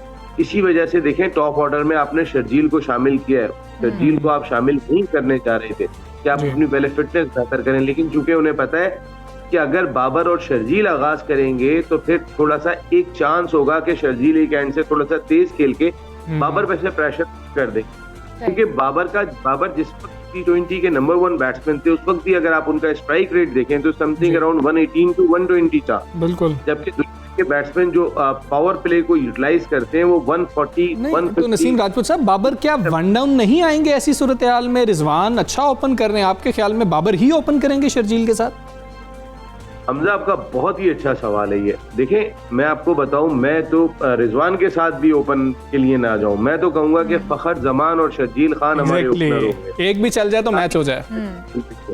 सारी दुनिया जो खेल रही है, हमें वही खेलना चाहिए। आप बाबर 3 पे बैटिंग करें, 4 पे हफीज आते हैं, और व्हाई नॉट शुएब मलिक? यार इतना प्रेशर होगा इंडिया की कंडीशन में। मैं मरतबा इंडिया के टूर पे गया हूँ और मैं कुछ 17-18 शहर इंडिया के घूमा हूँ। 2005 में तो हम कोची, वाइजैक और जमशेदपुर पता नहीं कहाँ गए थे।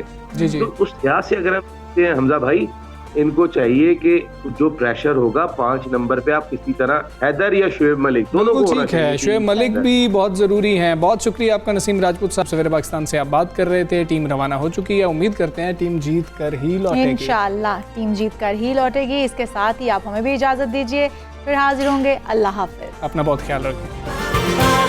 सुबह